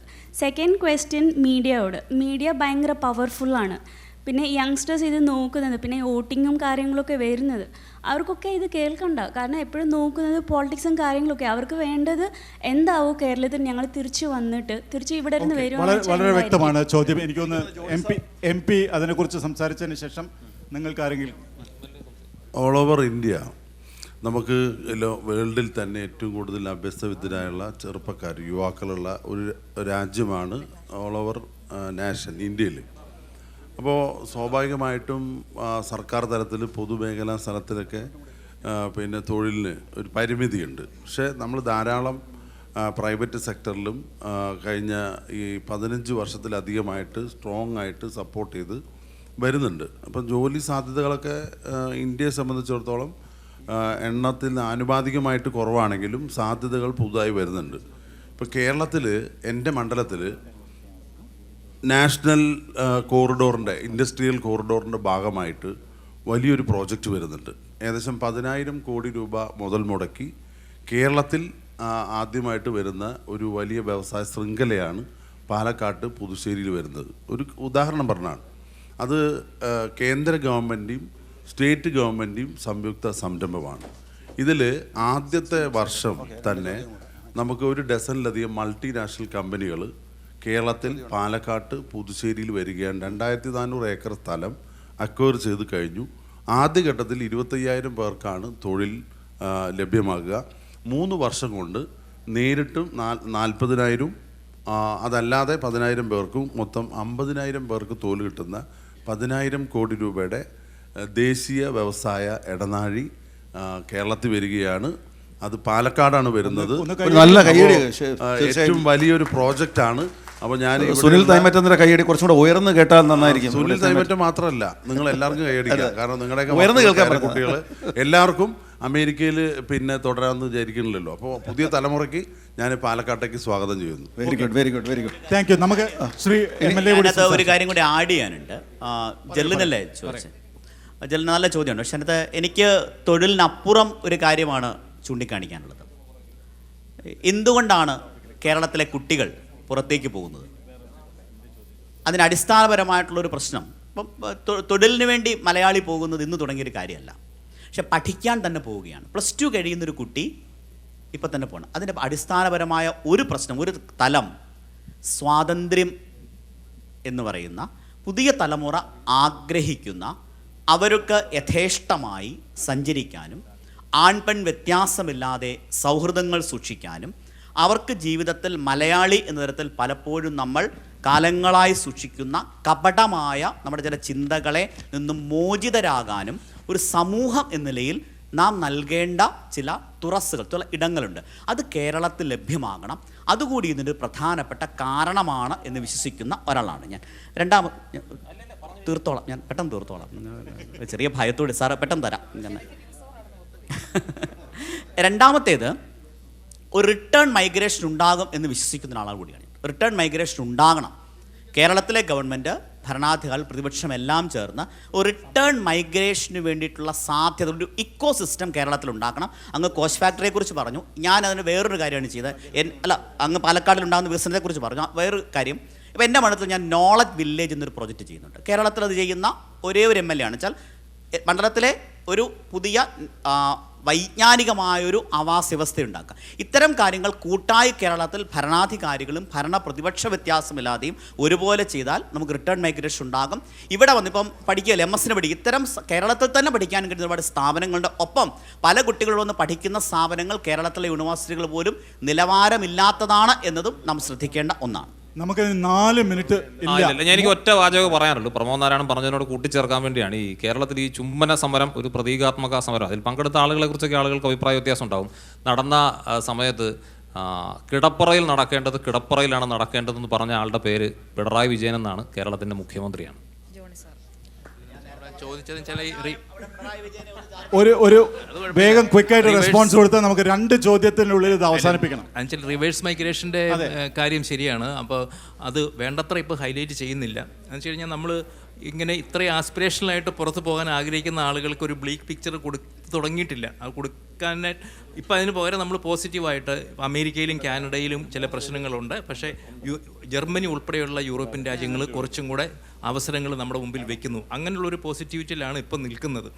ഇനി എനിക്ക് അധികം കാലം അത് അങ്ങനെ പോകാൻ കഴിയുമെന്ന് സംശയമുണ്ട്. കാരണം അത്രയും പ്രശ്നങ്ങൾ കാനഡയിൽ നിന്നുമൊക്കെ വരുന്നുണ്ട്. ഇപ്പോഴത്തെ CDSന്റെ പുതിയ പഠനത്തിൽ റിവേഴ്സ് മൈഗ്രേഷൻ തുടങ്ങിയതാണ്. നമുക്ക് 3 ചോദ്യങ്ങൾ മാത്രമേ ഉള്ളൂ. ഇവിടെ ആൾക്കാർ വെയിറ്റ് ചെയ്യുന്നുണ്ട്. സുനിൽ, ഒരു മിനിറ്റ്, ഞാൻ ഇദ്ദേഹത്തിന്. രാഷ്ട്രീയ വൈര്യത്തിൻ്റെ തീവ്രത കൂടിക്കൊണ്ടിരിക്കുന്ന സമയമാണെന്ന് ബഹുമാന്യനായ MLA പറയുകയുണ്ടായി. അത് കുറയ്ക്കാനും വേണ്ടി മീഡിയയ്ക്ക് എന്തോ ചെയ്യാൻ കഴിയും? ആ കൂട്ടത്തിൽ ഒരു ചോദ്യം കൂടെ, മതത്തിന് വൈര്യത്തിൻ്റെ തീവ്രതയും കൂടെ കുറയ്ക്കാനായിട്ട് നിങ്ങൾക്ക് എന്തോ ചെയ്യാൻ കഴിയും? വളരെ വിശാലമായ ചോദ്യമാണ്, നമുക്ക് കുറേ സമയമെടുക്കും. ചുരുക്കത്തിൽ ആർക്കെങ്കിലും എന്തെങ്കിലും പറയാൻ പറ്റുമെങ്കിൽ തീവ്രത എങ്ങനെ കുറയ്ക്കണം എന്നാണ് ചോദ്യം. അല്ല, രാഷ്ട്രീയ വൈരം കുറയ്ക്കാൻ, രാഷ്ട്രീയ വൈരം കൂട്ടാൻ മാത്രമേ നമുക്ക് പറ്റുള്ളൂ. പിന്നെ എന്തെങ്കിലും മതവൈരം കുറയ്ക്കാൻ നല്ല കാര്യമാണ്, പക്ഷെ അത് സാധിക്കുമെന്ന് അറിയില്ല പുതിയ കാല രാഷ്ട്രീയ പശ്ചാത്തലത്തിൽ. ഇനി ഒരു ചോദ്യം ചോദിച്ചോട്ടെ. സുജയ പാർവതിയോടാണ്, കേൾക്കാമോ? ഇവിടെ ഒരു 3-4 പേർ എന്നോട് ചോദിച്ചു, അവർ പേടിച്ചിട്ട് ചോദിക്കാതിരിക്കുകയാണ്. ഒരു മാധ്യമപ്രവർത്തകരുടെ ഇടയിൽ നിന്ന് വീണ്ടും ഒരു ജനപ്രതിനിധി എന്നുള്ള നിലയിൽ അടുത്ത തവണ ഇലക്ഷനിൽ മത്സരിക്കാൻ വേണ്ടിയിട്ടാണ് ഇത്രയേറെ ഒരു പാർട്ടിയോട് കൂറ് കാണിക്കുന്നത് എന്നുള്ളൊരു കാര്യം വന്നിട്ടുണ്ട്. ഇതിനകം 4 തവണ കാൻഡിഡേറ്റ് ആയി കഴിഞ്ഞു പല സോഷ്യൽ മീഡിയ. അതെ, അപ്പം സോഷ്യൽ മീഡിയ വഴി കുറേ തവണ സ്ഥാനാർത്ഥിയായി കഴിഞ്ഞതാണ്. പക്ഷെ അവിടെയൊന്നും ഞാൻ മത്സരിച്ച് കണ്ടില്ലല്ലോ, അതാണ് ഉത്തരം. ഞാനിപ്പോൾ ചെയ്തുകൊണ്ടിരിക്കുന്ന ജോലി വളരെ നന്നായിട്ട് ചെയ്യുന്നുണ്ട്, എനിക്ക് സംതൃപ്തി കിട്ടുന്ന രീതിയിൽ ചെയ്യുന്നുണ്ട്, ജനങ്ങൾക്കും അത് സംതൃപ്തി കിട്ടുന്നുണ്ട് എന്നാണ് റെസ്പോൺസുകളിൽ നിന്ന് മനസ്സിലാകുന്നത്. അപ്പോൾ അതിൽ നിന്ന് എന്നെ മാറ്റാൻ വേണ്ടിയിട്ടുള്ള ഇവരുടെ ഒരു ഗൂഢതന്ത്രത്തിന്റെ ഭാഗമായി സുനിൽ തൈമറ്റത്തെ കൊണ്ട് ചോദിപ്പിച്ചതാണ് ആ 4 പേര് ഇവർ 4 പേരാണോ എന്ന് എനിക്ക് സംശയമുണ്ട്. രണ്ട് ചോദ്യങ്ങൾ ഇവിടെ. മറുപടി പറഞ്ഞില്ല. അതല്ല, വീണ ജോർജിനെ പോലെ ആവുമെന്ന് ചോദിക്കുന്നത് ഒരു ജനപ്രതിനിധി. We have to wind up. ഇവിടെ ഒരു ചോദ്യം, അവിടെ ഒരു ചോദ്യം. മറുപടി കേട്ടോട്ടെ ഒരു മിനിറ്റ്. വീണ ജോർജിനെ പോലെ മാധ്യമപ്രവർത്തകരിൽ നിന്നൊരു ജനപ്രതിയാകാൻ സാധ്യതയുണ്ടോ? അതാണ് മറുപടി പറയേണ്ടത്. മാധ്യമപ്രവർത്തകയായിട്ട് തുടരുന്നതായിരിക്കില്ലേ നല്ലത്? Very good. അതല്ലല്ലോ മറുപടി ചോദിച്ചതിന്. Yes or no? Yes or no?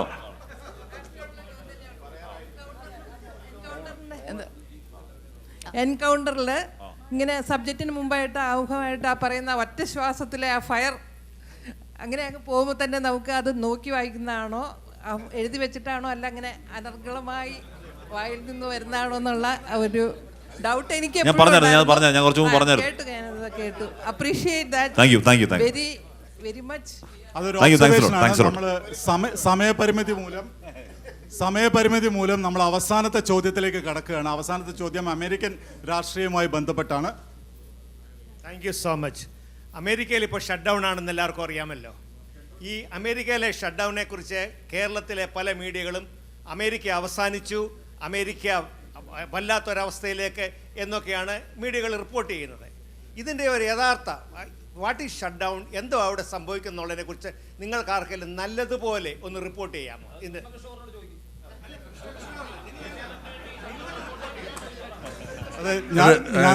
സജിമോനുണ്ട്. സജിമോനാണ് news എയ്റ്റിന് വേണ്ടി എല്ലാ ദിവസവും നമ്മൾ ആ വേർഷനാണ് കൊടുക്കുന്നത്.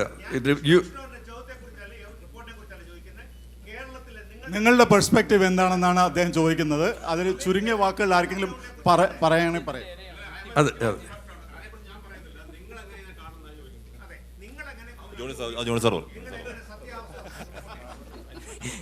ഞാൻ നേരത്തെ തന്നെ പറഞ്ഞല്ലോ. കാരണം വെച്ചാൽ പല കാര്യങ്ങളെക്കുറിച്ചിട്ടും അമേരിക്കയിലെ സിസ്റ്റത്തെ കുറിച്ചിട്ടുള്ള കാഴ്ചപ്പാട് നമുക്ക് അവിടെ എന്താണോ അതുമായിട്ട് താരതമ്യപ്പെടുത്തിയാണ് ആളുകൾ മനസ്സിലാക്കുക. ഉദാഹരണത്തിന് ഇപ്പോൾ സുപ്രീം കോടതി ജഡ്ജി അത് ഒരു പൊളിറ്റിക്കൽ അപ്പോയിൻമെൻ്റ് ആയിട്ട് വരുന്നു. ജീവിതകാലം മുഴുവൻ സുപ്രീം കോടതി ജഡ്ജി അവിടെ നിൽക്കുന്നു. സുപ്രീം കോടതി ജഡ്ജിമാർ എത്ര പേര് നമ്മുടെ ഭാഗത്തുണ്ട് എന്ന് നോക്കിയാണ് പോളിസികൾ തന്നെ തീരുമാനിക്കപ്പെടുന്നത്. അങ്ങനെ നമുക്ക് അവിടെ ചിന്തിക്കാൻ പറ്റില്ല. അതുപോലെ ഈ ഷട്ട് ഡൗൺ എന്ന് പറയുന്നത് ഇവിടെ പലപ്പോഴും നടക്കുന്ന ഒരു കാര്യമാണ്. നമുക്കവിടെ എന്ന് വെച്ച് കഴിഞ്ഞാൽ എന്തോ ഗവൺമെൻറ് മുഴുവൻ സ്തംഭിച്ചു പോയി എന്നുള്ള നിലയിലാണ് നമ്മൾ അതിനെ കാണുന്നത്. കാരണം നമുക്കതേ അറിയുള്ളൂ. ഇങ്ങനെ ഇടയ്ക്കിടയ്ക്ക് ഷട്ട് ഡൗൺ വരിക, അത് കഴിഞ്ഞിട്ട് പിന്നെ അത് മാറുക എന്നുള്ള ഒരു സംഗതി അവിടെ പരിചിതമല്ലാത്തതുകൊണ്ടാണ്. പക്ഷേ താങ്കൾ പറഞ്ഞൊരു പോയിന്റ് ഉണ്ട്, ഇത്തരം കാര്യങ്ങൾ കുറച്ചും കൂടെ കൃത്യമായിട്ട് എക്സ്പ്ലെയിൻ ചെയ്ത് കൊടുക്കേണ്ടതുണ്ട്. നമസ്കാരം. MLAക്ക് എന്തോ ഒന്ന് ആഡ് ചെയ്യാനുണ്ട്. കൃഷ്ണൻ MLAക്ക് ഒരു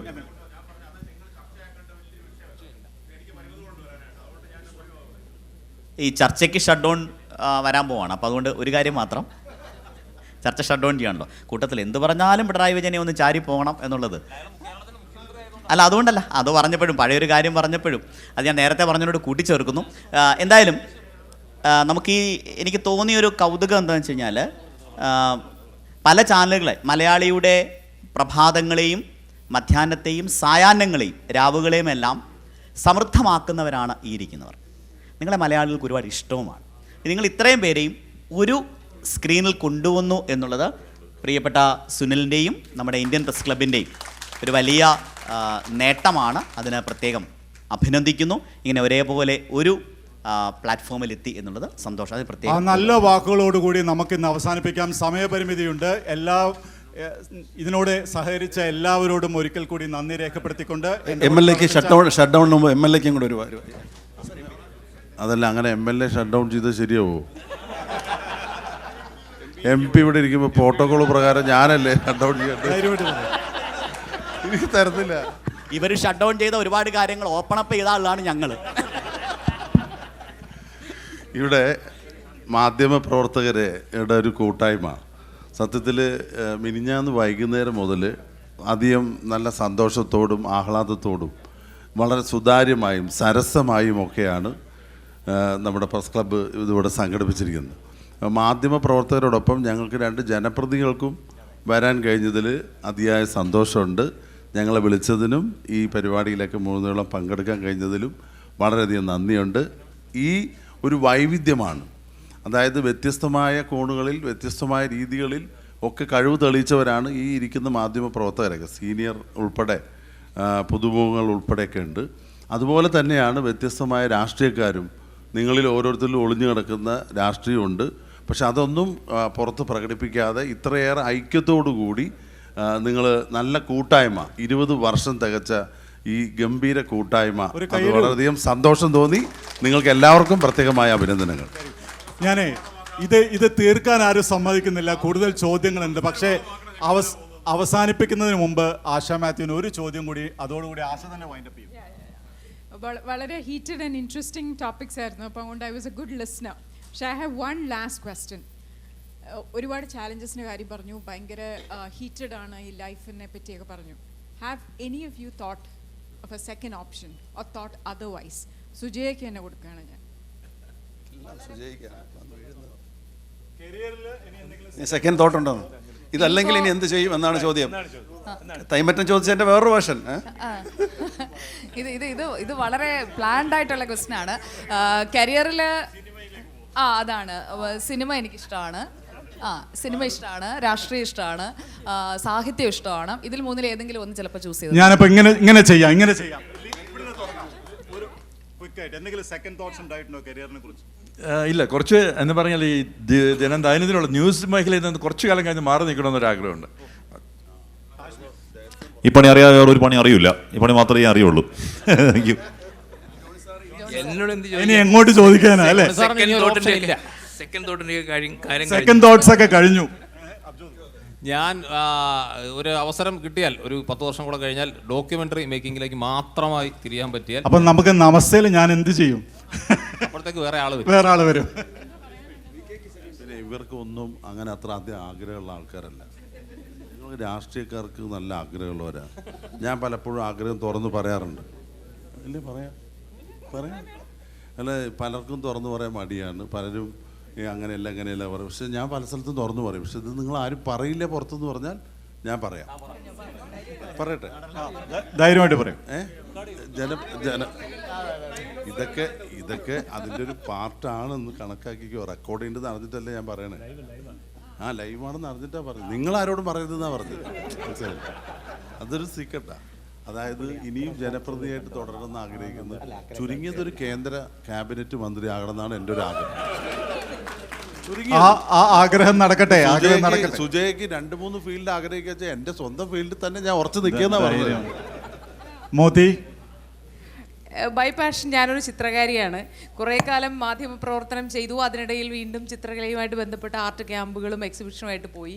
പിന്നീട് അധ്യാപനത്തിലായിരുന്നു, കോളേജ് അധ്യാപനത്തിലായിരുന്നു. അങ്ങനെ പല പല മേഖലകളിൽ കൈവച്ചതുകൊണ്ട് ഒരു ചിത്രകാരിയായിട്ട് തുടരണം എന്നുള്ളൊരു വലിയ ആഗ്രഹം നിൽപ്പുണ്ട്. അത് രക്തത്തിലുള്ളതുകൊണ്ട് ഇപ്പോൾ മാധ്യമപ്രവർത്തനം എന്ന് ഉപേക്ഷിക്കുന്നുവോ അന്ന് വളരെ സജീവമായി ഈ പറഞ്ഞ മേഖലയിലേക്ക് ഞാൻ ഇറങ്ങും. Okay, MLA. എന്നെ സംബന്ധിച്ച് രാഷ്ട്രീയം എൻ്റെ ജീവശ്വാസമാണ്. പക്ഷെ അതോടൊപ്പം ഞാൻ കൊണ്ടുപോകുന്നത് എൻ്റെ ഏറ്റവും വലിയ ആത്മാവിഷ്കാരം പ്രസംഗമാണ് എന്ന് കരുതുന്നതാണ് ഞാൻ. അതിലേറ്റവും ഭംഗിയായത് പ്രകടിപ്പിക്കാൻ കഴിയുന്ന ക്ലാസ് മുറിയിലാണ്. എനിക്ക് ഒരു സ്കൂളും അതുപോലെ തന്നെ മോണ്ടിസറി സ്കൂളുകൾ, കുറേ സ്കൂളുകളും ഒരു സ്കൂളും ഇതിനോടൊപ്പമുണ്ട്. അഭിഭാഷകനാകുമ്പോൾ ഏറ്റവും ആനന്ദം എന്നൊരു അത് ക്ലാസ് മുറിയിലാണ്. അതുകൊണ്ട് അധ്യാപനം ആണ് എനിക്ക് ഒപ്പം കൊണ്ടുപോകാൻ ഇഷ്ടമുള്ളത്. സുജയ, അല്ല 3 എണ്ണം അല്ല, കുറച്ചുകൂടി ഉണ്ട്. അതായത് എനിക്ക് പാചകം ഇഷ്ടമാണ്. അപ്പോൾ എനിക്കൊരു റെസ്റ്റോറൻറ്റ് ചെയിൻ തുടങ്ങണമെന്ന് ആഗ്രഹമുണ്ട്. പാർട്ട്നേഴ്സിനെ വേണോ? റെസ്റ്റോറൻറ്റ് ചെയിൻ അമേരിക്കയിലെ ബ്രാഞ്ച് എടുക്കാനുള്ള എന്നോട് ചോദിച്ച സ്ഥിതിക്ക് സുനിൽ തൈമറ്റൻ ചോദിച്ച റെസ്റ്റോറൻറ്റ് ചെയിൻ തുടങ്ങണമെന്ന്. അപ്പോൾ ആർക്കെങ്കിലും സപ്പോർട്ട് ചെയ്യണമെങ്കിൽ സപ്പോർട്ട് ചെയ്യാം. അടുത്തത് ഇനിയുണ്ട്, ബാക്കിയുണ്ട്, കഴിഞ്ഞിട്ടില്ല. എനിക്ക് ഫിറ്റ്നസ് ട്രെയിനറായി അങ്ങനെ ഒരു ഫിറ്റ്നസ് സെൻറ്റേഴ്സ്, അങ്ങനെ ഒരു എൻ്റെ പേരിൽ തന്നെ കുറേ അങ്ങനെ ഫിറ്റ്നസ് ആൻഡ് ജിംനേഷ്യംസ് അങ്ങനെ അക്രോസ് ദ വേൾഡ് ചെയ്യണമെന്നുണ്ട്. അതാണ് 5ാമത്തേത്. ഞാൻ കരുതിയത് സുജയ പറയുമ്പോൾ മറ്റേ അത്ര ചെറുതാക്കില്ല, അടുത്ത ടൈമിൽ അമേരിക്കൻ പ്രസിഡന്റായി മത്സരിക്കണമെന്ന് താല്പര്യമുണ്ടെന്ന് കൂടി പറയുമെന്ന് ഞാൻ കരുതിയതാണ്. അപ്പോൾ ഒരിക്കൽ കൂടി നമ്മുടെ ഇന്നത്തെ ആങ്കേഴ്സിന് വലിയൊരു കയ്യടി നൽകിക്കൊണ്ട് ഈ പരിപാടി നമ്മൾക്ക് അവസാനിപ്പിക്കാം. ഇനിയും ചോദ്യങ്ങൾ ഉണ്ടായിരുന്നു, പക്ഷെ നമുക്ക് സമയമില്ല. Thank you Pratap Nair, thank you Asha Mathew, thank you everybody. We will see you. Sunil തൈമറ്റത്തിന് ഒരു അനൗൺസ്മെന്റിലോടുകൂടി ഈ പരിപാടി അവസാനിപ്പിക്കാം. എന്തായാലും നമുക്ക് ഒരു ടീ ബാറും ക്രോസ് ഫയർ ഇവിടെ നടത്തി ഇതിൽ പങ്കെടുത്ത നമ്മുടെ അതിഥികൾക്കും നിങ്ങൾക്ക് എല്ലാവർക്കും നന്ദി പറഞ്ഞുകൊണ്ട് നമ്മളുടെ ഇനി ടീ ആൻഡ് കോഫി ഇപ്പം ഇവിടെ പുറത്ത് അറേഞ്ച് ചെയ്തിട്ടുണ്ട്. 5 മണി മുതൽ 6 മണി വരെ അത് ലഭിക്കും. 6:30 നമ്മുടെ സമാപന സമ്മേളനം ആരംഭിക്കും. എല്ലാവരും കൃത്യസമയത്ത് ഇവിടെ തിരിച്ചെത്തണമെന്ന് അഭ്യർത്ഥിക്കുന്നു.